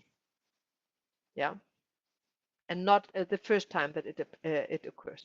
And interestingly, often the client will actually mention that. Now, when the client is mentioning that they might have never thought of it, and once they sit on the hot chair and the constellation starts, and then all of a sudden there is a memory. Oh my gosh, I have heard my great grandfather did that as well, right? And then you know, okay, now the morphogenetic field gives you the information to go and look further down the family line for the source of the problem. But without any of these hints, just stay with the constellation you're doing and bring that to a good closing, right? To make sure that this is dealt with. A rather me than you dynamic you can see because somebody, your client or the representative of your client or somebody before, parents or grandparents, is looking at somebody who is dead with great love. Now you would think, why does this show me the rather me than you dynamic? And this is because if, and we are taking this example of a victim and perpetrator, if the original perpetrator, which says the grandfather in this case, would be able to look at the victim with love, looking at it dead, yeah, we wouldn't have any problem. So nobody comes to a family constellation with this. The problem starts when the original perpetrator cannot look at the victim with love. So a third person must do that, one of the descendants, right? And this is what we call an entanglement.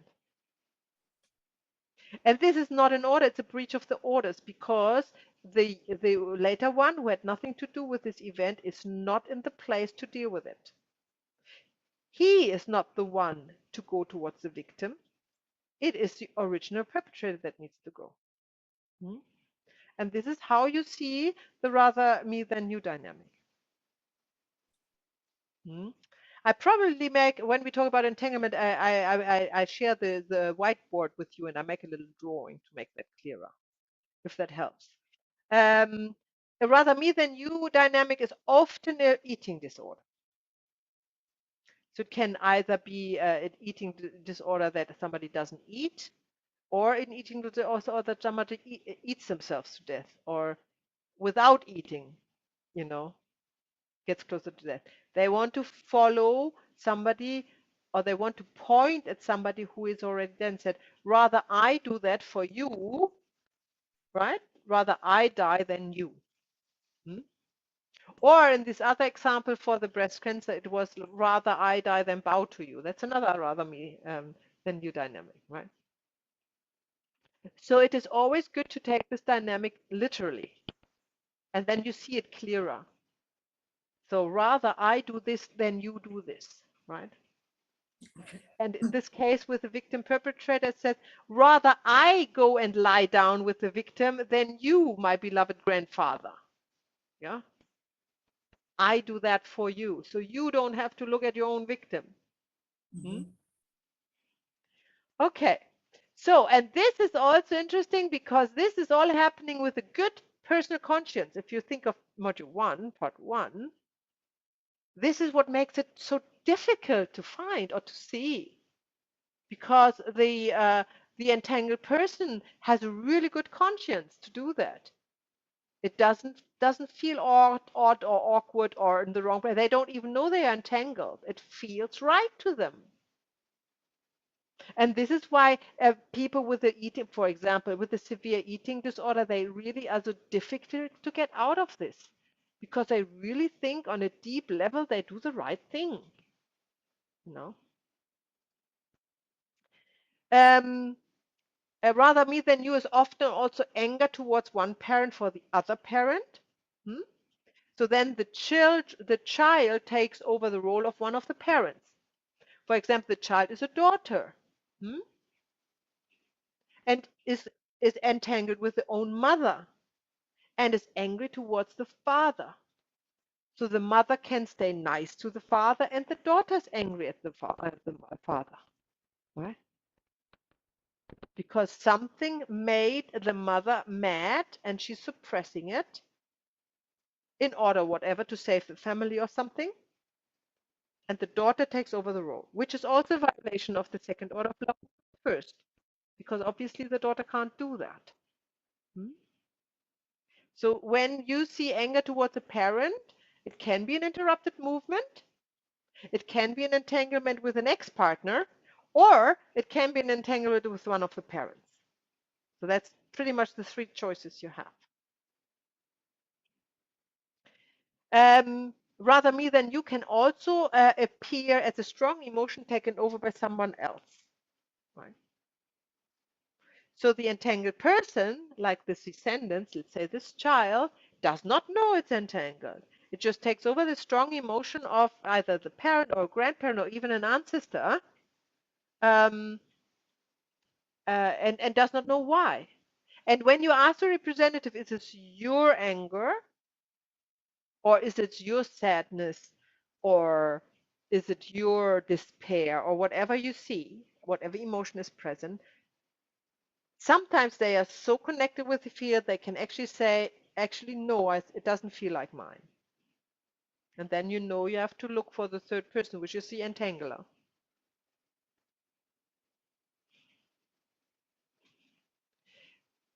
Entanglement with one who wants to follow someone else is the I follow you dynamic, which we look at tomorrow, right?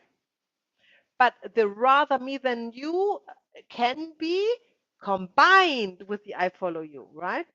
So I just put it out there. I don't expect you to understand it right away, but the combination is common of these two dynamics, yeah?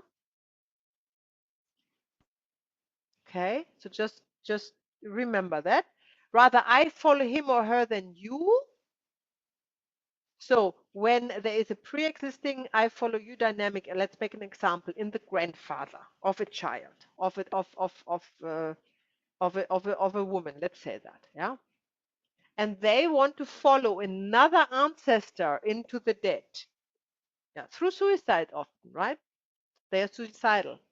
Then the entangled person here says to the ancestor, rather I follow you than my grandfather, right? So this is both combination, both dynamics combined. It is easier to explain when you see it, obviously, right? It's easier to understand when you see it.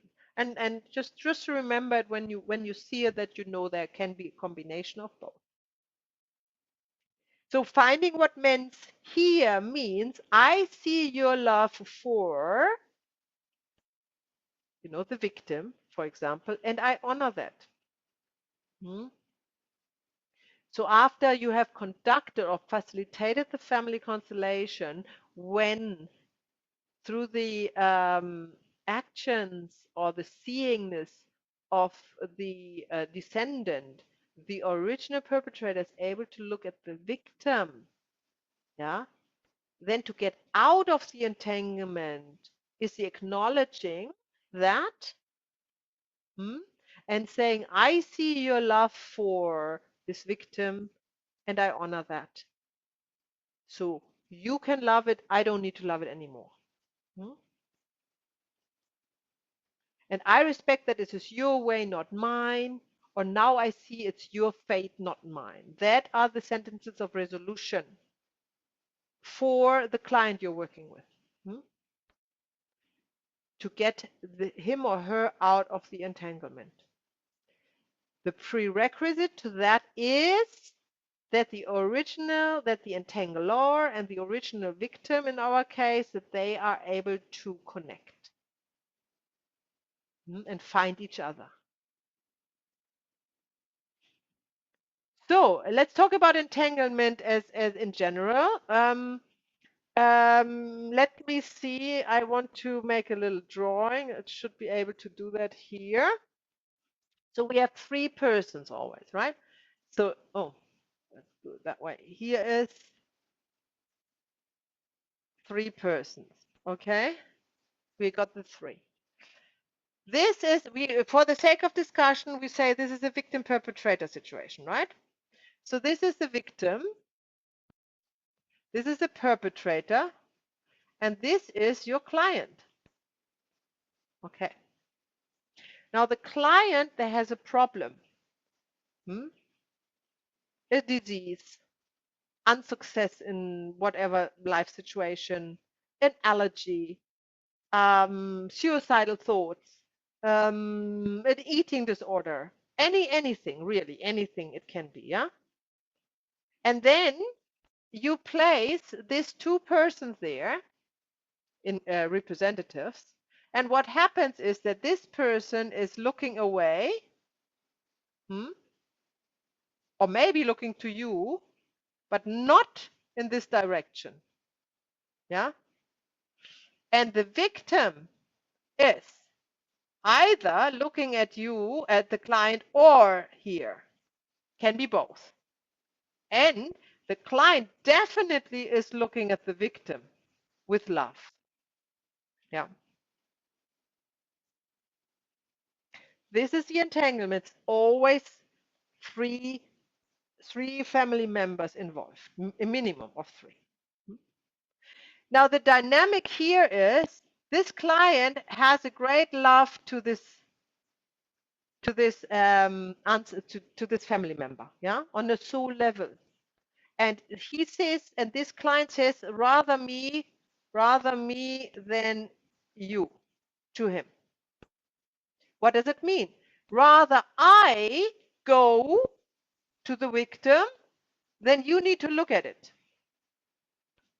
Because I know it hurts so much. And I don't want you to feel bad, right? So I do it.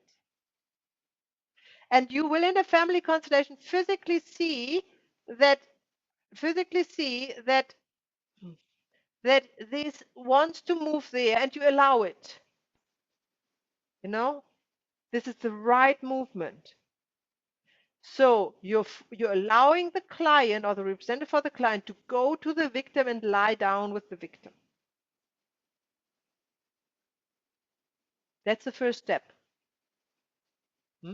That is acknowledging what is. That's what they want to do. So once they lie together and the victim lies there, if it is a dynamic, an entanglement, it will not help the victim. Because the only way that the victim feels free is when the perpetrator goes there. Yeah. So although the victim will appreciate that the client is coming and looking at him with that will be all appreciated, the victim still wants the perpetrator to look. Yeah. Who is so traumatized, cannot look.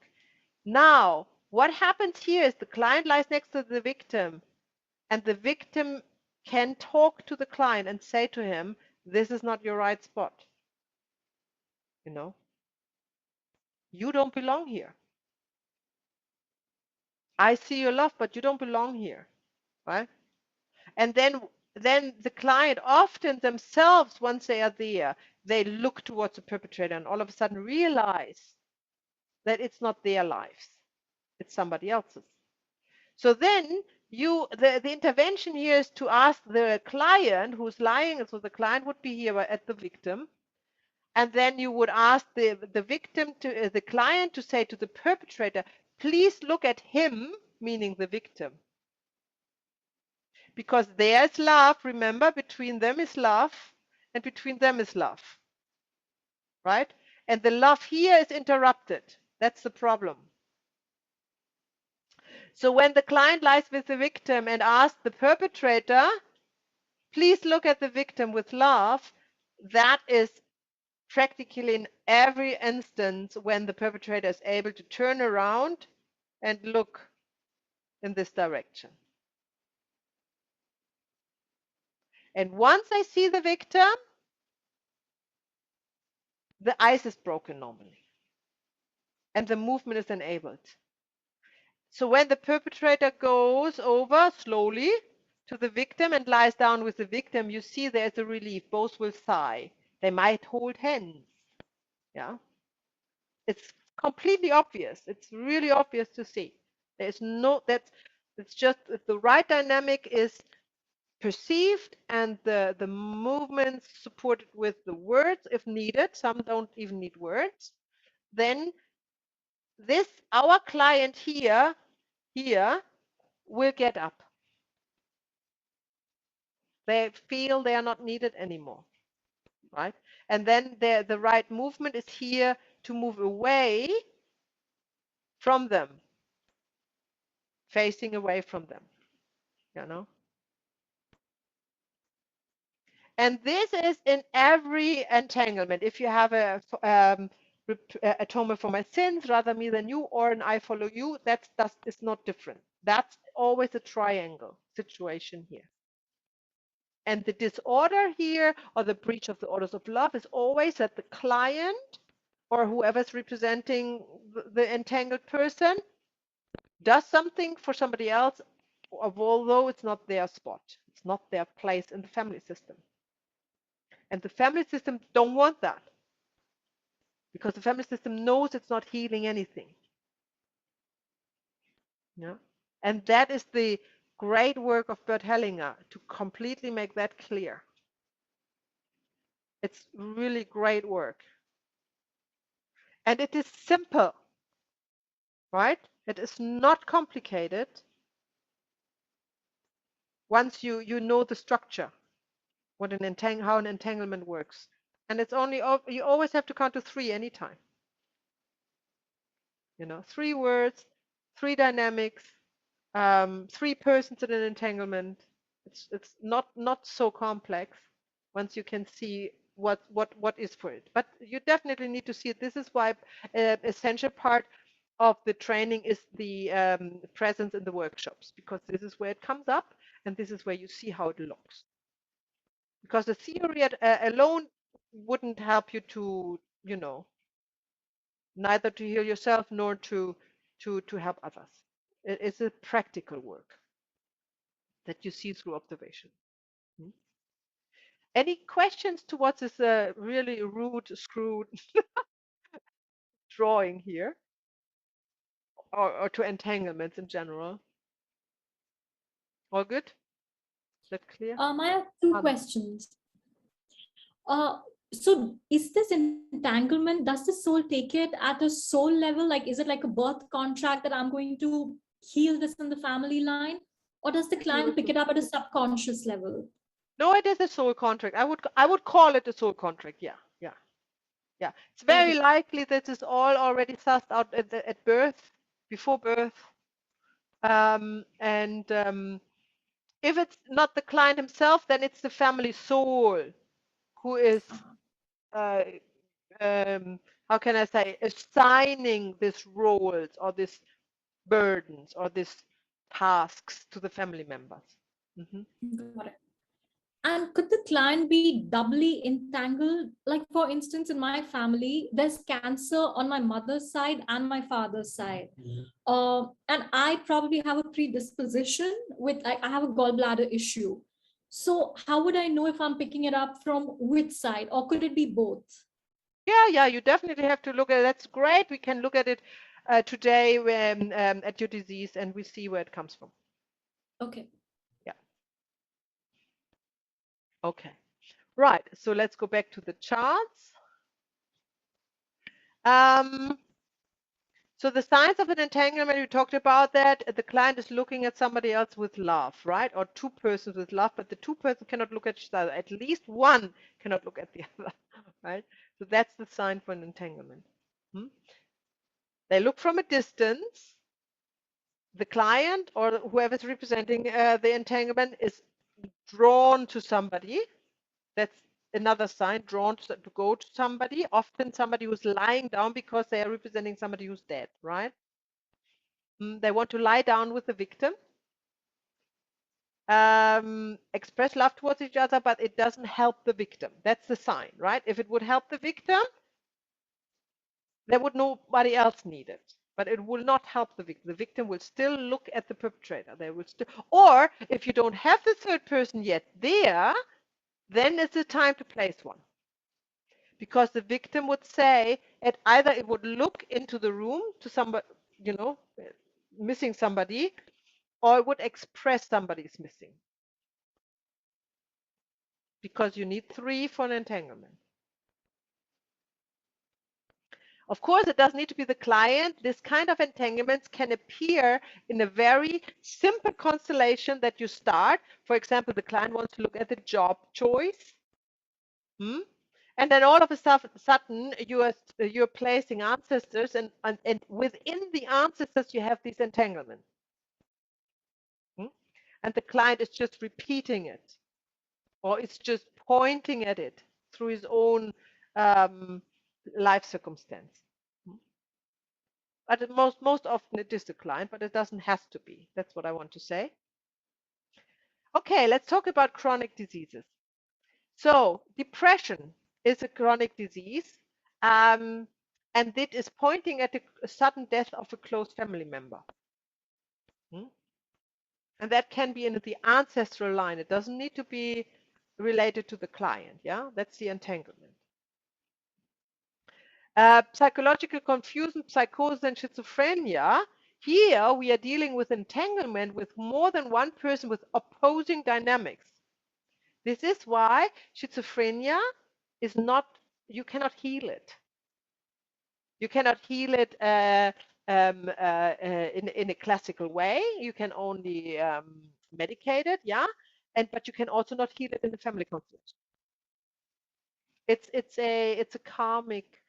It's where you are reaching the border towards a karmic occurrence that needs to take needs to take its what do I say? It needs to go the way it has been designed. You can't change it. Yeah. And this also, when you have a schizophrenic person in your workshop,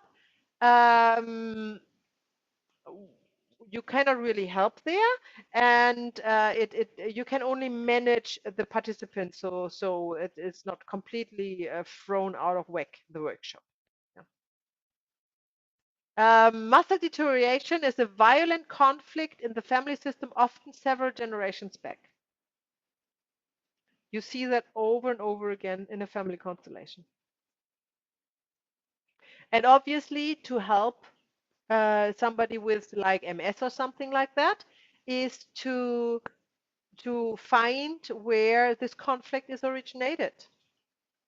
And see if the members of the family system who are in conflict, if they find a way to let the love flow again. We have skin diseases. Somebody beloved has been left behind, and the client has a bad conscience. That's what you see. I have had that now 3 times in my own practice. For example, there's this client, did I tell you that, with a dog? No, Mana's Oh checking. my God, that was an amazing. I was in that You did it. constellations. I was the client. It was amazing. Oh, Awesome. you've been, Rossi. I forgot about Yeah. that. Yes. Yeah, I was the So, client. I was oh, chosen to represent her. It was really hard, actually. It was yes. a full on, That but it was, was, yeah, it's amazing what a dog can mean in a, for me, it was, yeah, because I had a dog and I have to give it away. So it opened that, like, it was kind of like, wow, that's, a dog is so important in someone's life. Like, yeah, people are so underestimated. yeah. But yeah. But I didn't even know that, Rossi, how you know how this was entangled with your own life. So, but that's often the case, right? You be chosen as a representative because it is actually healing Mm, for you as well. Because you're in, so this client, she mm, came, she has psoriasis, you know, the severe skin disease, which is very hurtful, very itchy, and she had it all over her body, like the arms and the legs and all over her body for 20 years, and nothing helped. Absolutely nothing. And she had never heard of family constellation before, and she came with a friend, um, and to one of my workshops here in the area. And then when it was her turn, um, it turns out that she left 20 years ago Switzerland to immigrate to New Zealand. And there was a representative in the family constellation which was severely suffering under her leaving. So I asked her, whom did she left behind? And spontaneously it came to her mind, her dog. And that was, I think that was the first time, Rosie, I had a dog in the constellation. So this was actually the trigger for the psoriasis, because she not only left the dog, she had a bad conscience. But she didn't acknowledge that because for her it was just a dog, right? But she was on a soul level, she was very connected with the dog, right? And obviously she had a bad conscience because he wasn't looked very well after when she left, and then he died and all of this. But she never thought of it consciously again. So we had this, we had this constellation where she was able to where the love flows again between her and the dog. Um, and that was that. And then never heard of her again. And then exactly half a year later, and that was why it's so interesting, because that's what Bert Hellinger says. Half a year later, she called me and said she wants to see me again. She wants to look at something, blah, blah, blah. I said, yes, sure. And then she said, she's only coming now to me because obviously whatever I'm doing, it works. Her psoriasis is gone. So completely gone. So nothing. She had only the scars, all her arms, all her legs, everything is healed within this half a year, right?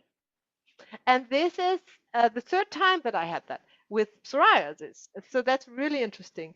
There is a common topic which has to do with leaving somebody behind with bad conscience. Rocio.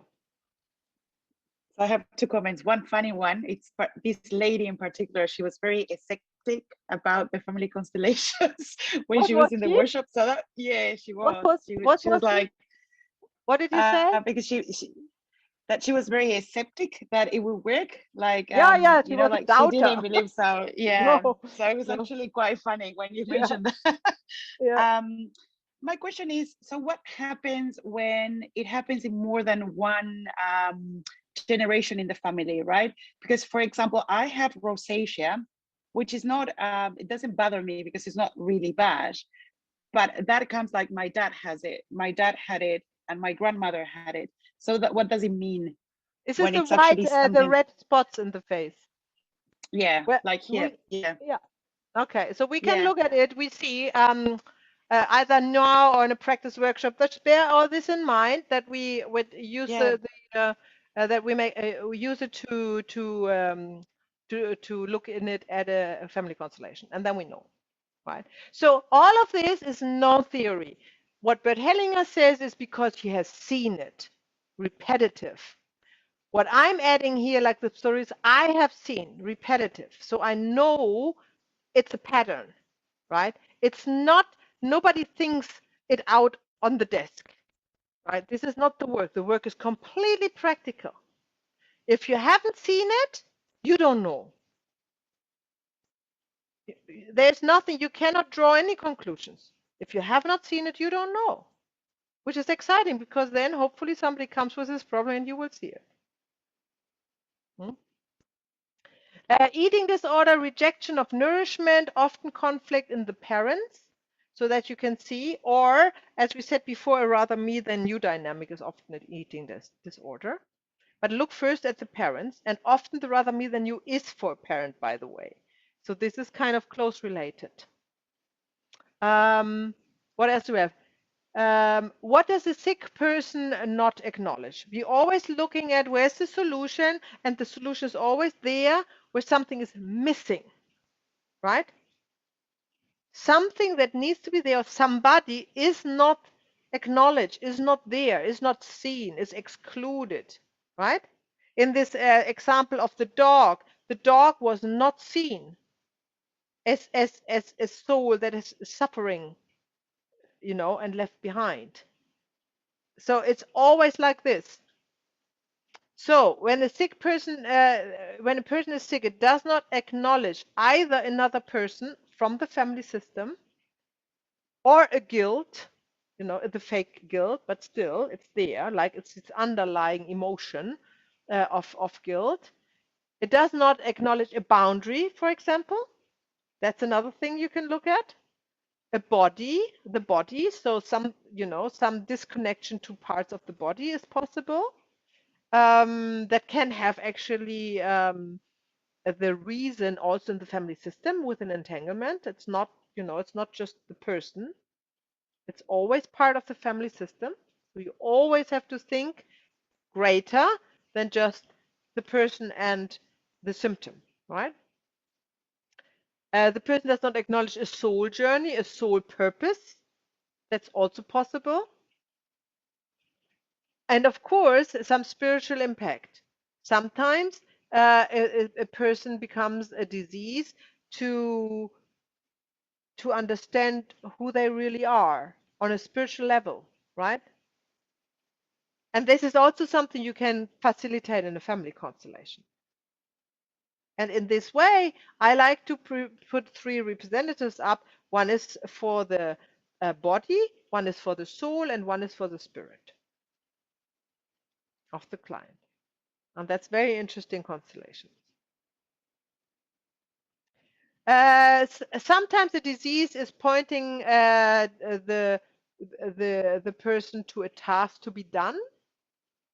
So some action or words that need to be done or need to be said are not acknowledged, not said, not done. A path to be taken, like to go somewhere, to change something in the life, to, you know, go somewhere else. And therefore can't admit the healing word. And that's the word, one of our three, that we need to find that is appropriate towards that what is missing. Yeah. Please, a thank you or yes. Often a yes. Most often a yes.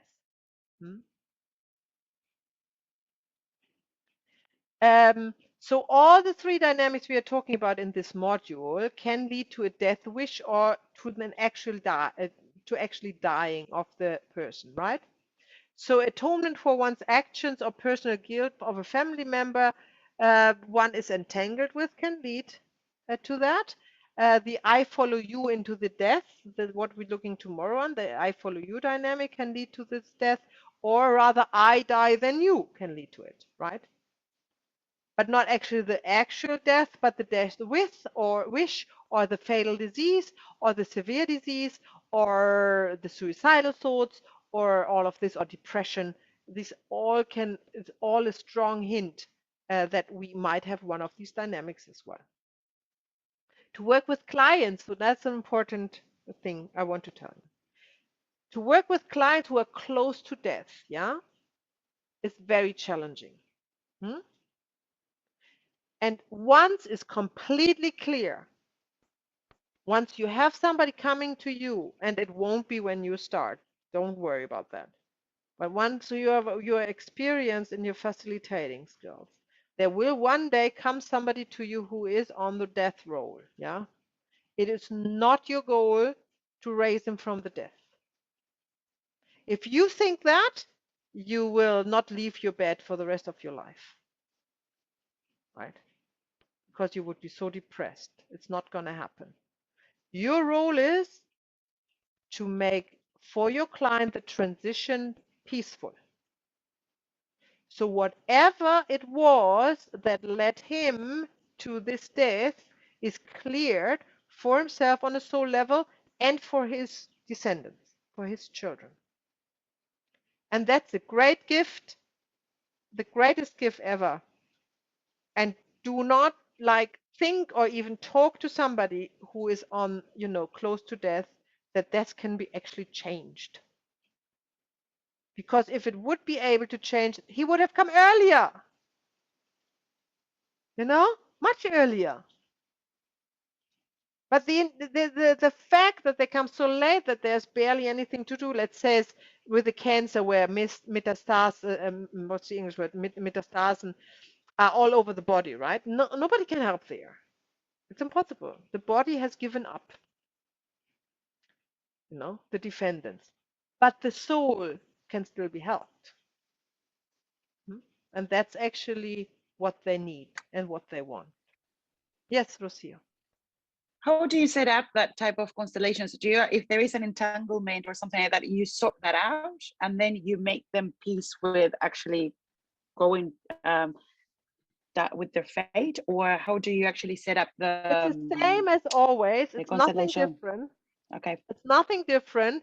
The only difference here is when you think of the let's bring that up again. When you think of this little thing here, at this stage here. Oh, hang on here. At this stage, yeah. This is not the stage they go. They would stay here. Right? You would not, walk them away necessarily if they don't want to. Yeah, right? because they took, if they took that in this life, yeah. Okay. But if they want to, see, still on a soul level, they still can walk away. They still can walk away, right? But somebody who is not close to death, you definitely want to guide them away. Definitely.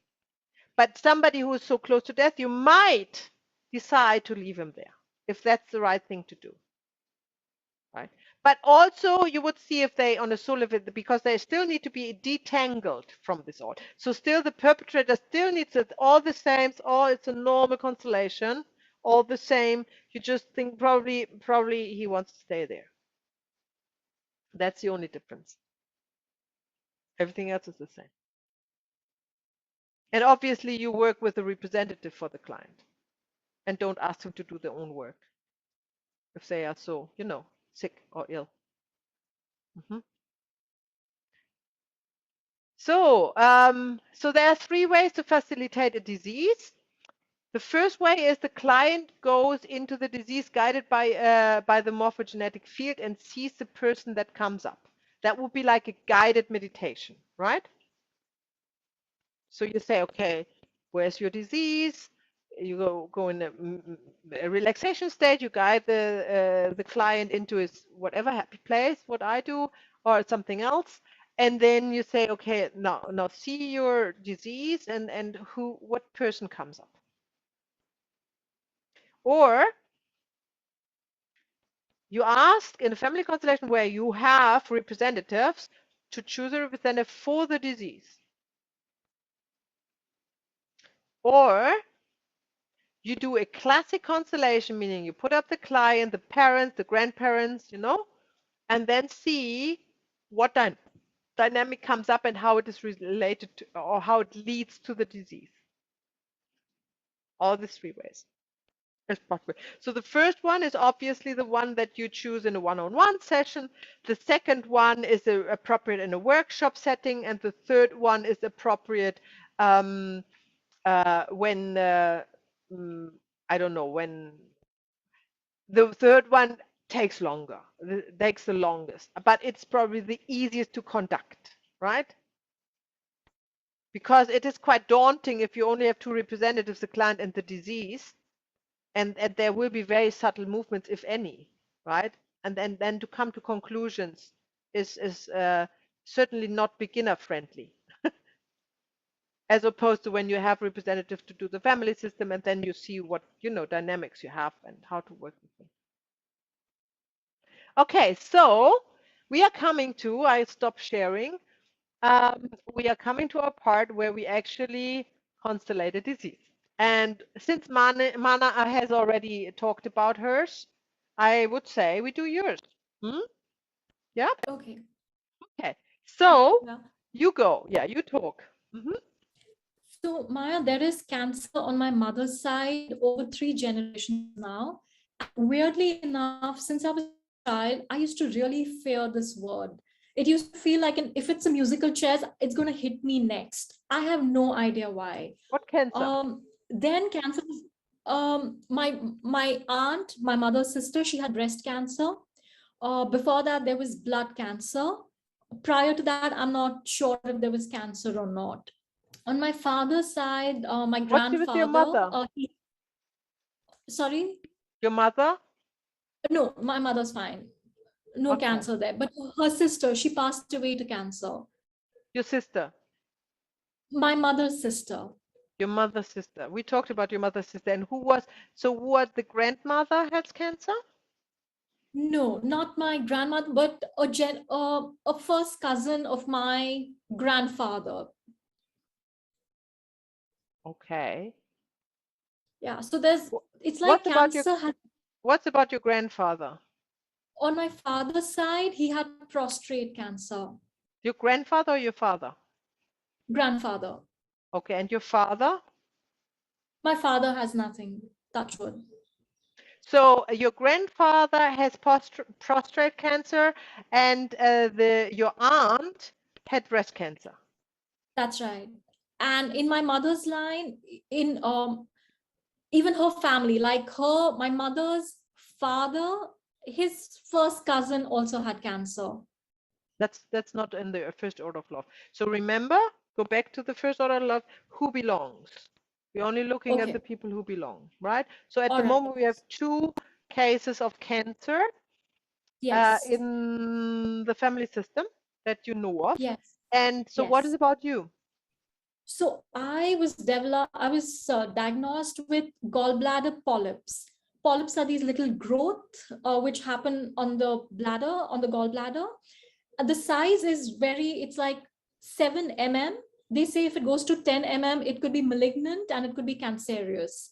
And I may have to remove my gallbladder.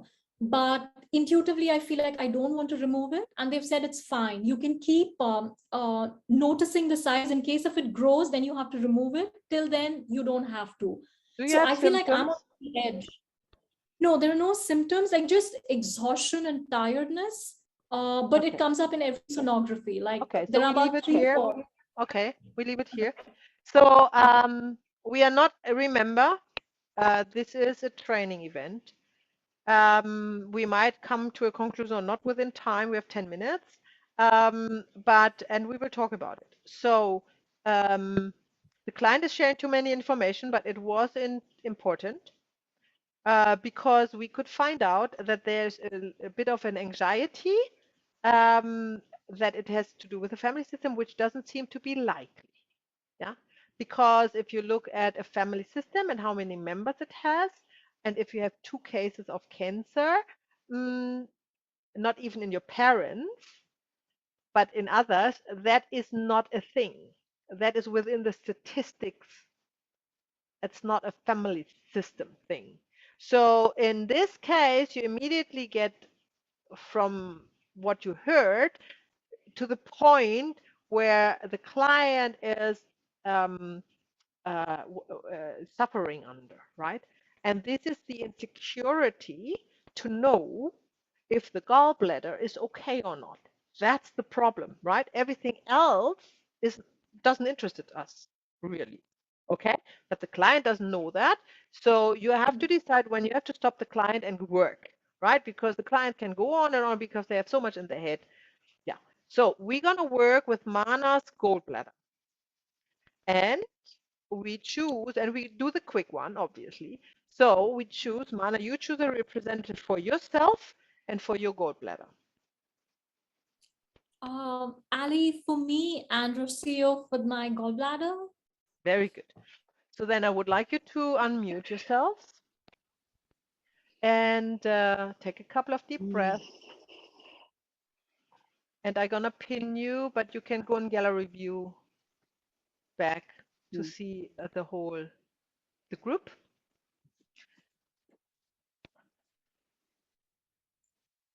And you can rename if you want to, or I can do that for you. So Rocio is the gallbladder, right? Yeah. Okay, I do that, don't worry.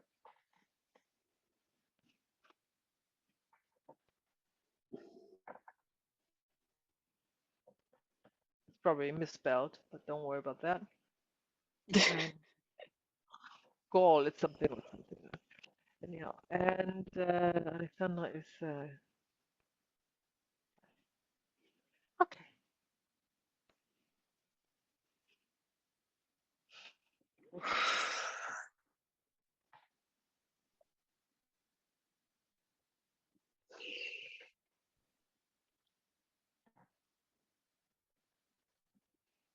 Is that a smiling, Rocio?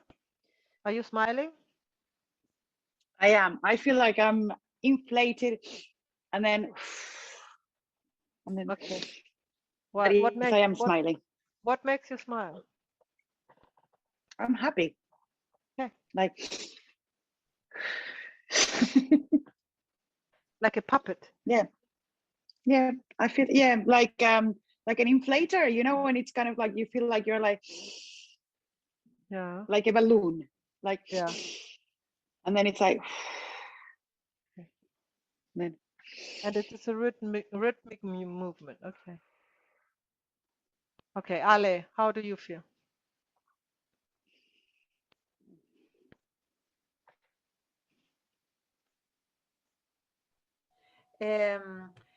Well, I find it, I'm very entertained by the whole situation. It's like I'm having fun. It's fun. Wonderful. So we can just leave it here, Mana. This is Malik. I'm at the end of my words. This is all. Doesn't seem to be a problem. Yeah, it doesn't look like. But of course, don't take it as a medical advice. Yeah, of course, right? You have always to say that's not a medical advice. You do what you have to do medically, but on the soul level, the gallbladder doesn't seem to be bad. But there's something going on that we can't leave it like this. You know, this is not the end of the constellation. There is something really strange going on here.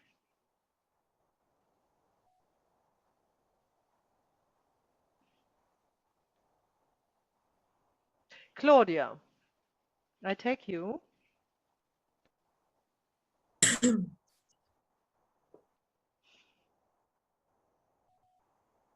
Oh. Look at gallbladder. I can't.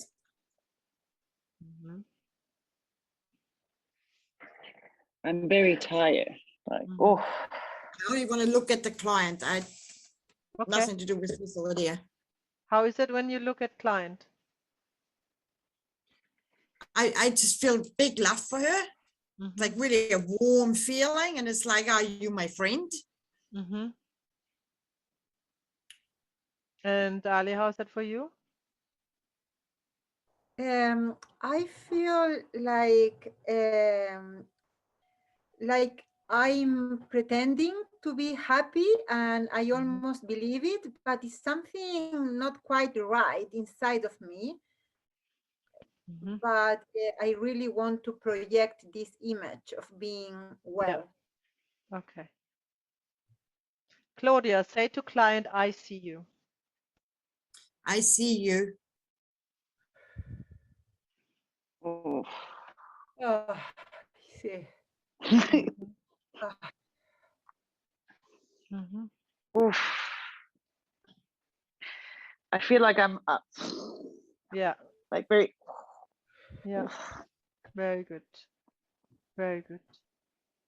oh, Claudia, say to client, you can't hide. You can't hide.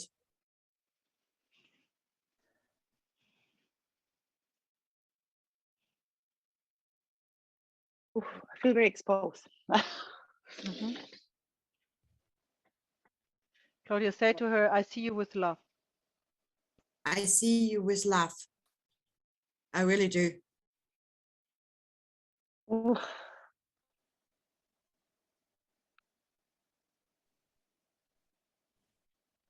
Oh. Good.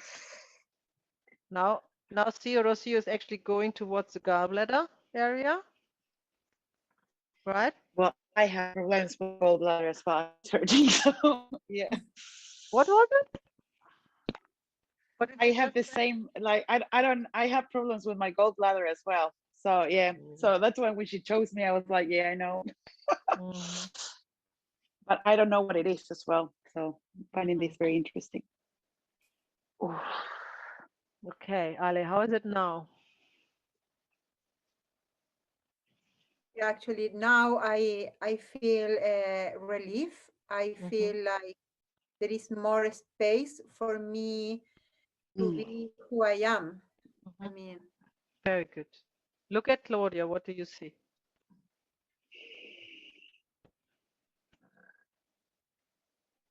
yeah, I feel like a good friend.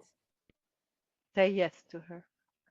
Yes, I almost feel like I feel small, and You feel small?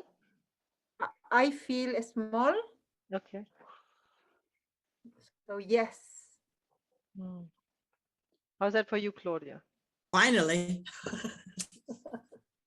I Mm. feel like I'm finally. Yeah. yeah, it does feel like It's all I want to say. Finally. Yeah. Good. Say to her, finally. yeah, it feels so right. It's something that I was looking for. Mm. Say to her, we belong together. Me, Yeah. we belong together. Now I see that. Now I see that. Thank you. Very good. Mm. Very good. So Ale, look at Rocio and say to her, thank you Thank you for holding the space. for holding the space. Mm. I feel relieved. Say to gallbladder, and now I see how much I love her. How much I love her. Now I see how much I love her. And that she belongs to me or to us. And she belongs to us. Oof. Ah, Yeah. Very good. Mm. Very good. Okay, so we leave it here. Let's just take a minute to talk about it. How do you feel, Mana? I was mimicking what was going on. I was breathing easy. Everything that the gallbladder and the client were going through, I was going through. And how are you And now? I feel very good. I feel I'm breathing so much easier suddenly. Good. So what we have seen here is the missing person, which was Claudia, right? So if you have a constellation with two people and they seem to be happy, don't be misled. That is not the case. It's never the case. Because otherwise we wouldn't have a constellation, obviously, right? So there is somebody missing. Yeah. And in this case, because it's a quick one, we just choose somebody for this missing person, right? We don't need to know who that is, Mana. It is not of interest. It is just somebody And we could, if we would have another half an hour, we would go into the dynamics and but we don't need to. For the healing movement, we don't need to, right? So you can go right into it and, find that what mends is always find the acknowledgement of the person that is excluded from the family system for some reason. Yeah, could be anybody from your ancestors, could be a lost twin when you were born. It could be anything. We are speculating here, but we don't need to know that, for the movement has been taking place. Okay. Thank you very much. Thank you, everybody. Now I have a question, Maya. Given that I've been having the same situation, that I don't know what is going on. I have tests and everything is all right, but it's still like it hurts. Does that mean that I need to do a constellation at some point, or it means that because definitely. No? Yeah, if it's something that bothers you, yes. So in Mana's case, she had anxiety towards cancer. Yeah. Yeah. But you have actually pain, right? Yeah. Okay, so this is two different, I mean, you can never. Yeah. So obviously your constellation would be different to Mana's anyhow, because there's, just that because it's the gallbladder that is involved doesn't mean anything, really. So it's we definitely do that when we come to it. Just remember. Okay, so that was it for good. So that was it for today. I see you tomorrow. If there's anything, write it down in your notebook and ask me questions when we start tomorrow. Other than that, I wish you a restful day, evening. Bye-bye. Adios. Thank you. Auf Wiedersehen. Ciao, ciao. Stay safe. Ciao. Bye.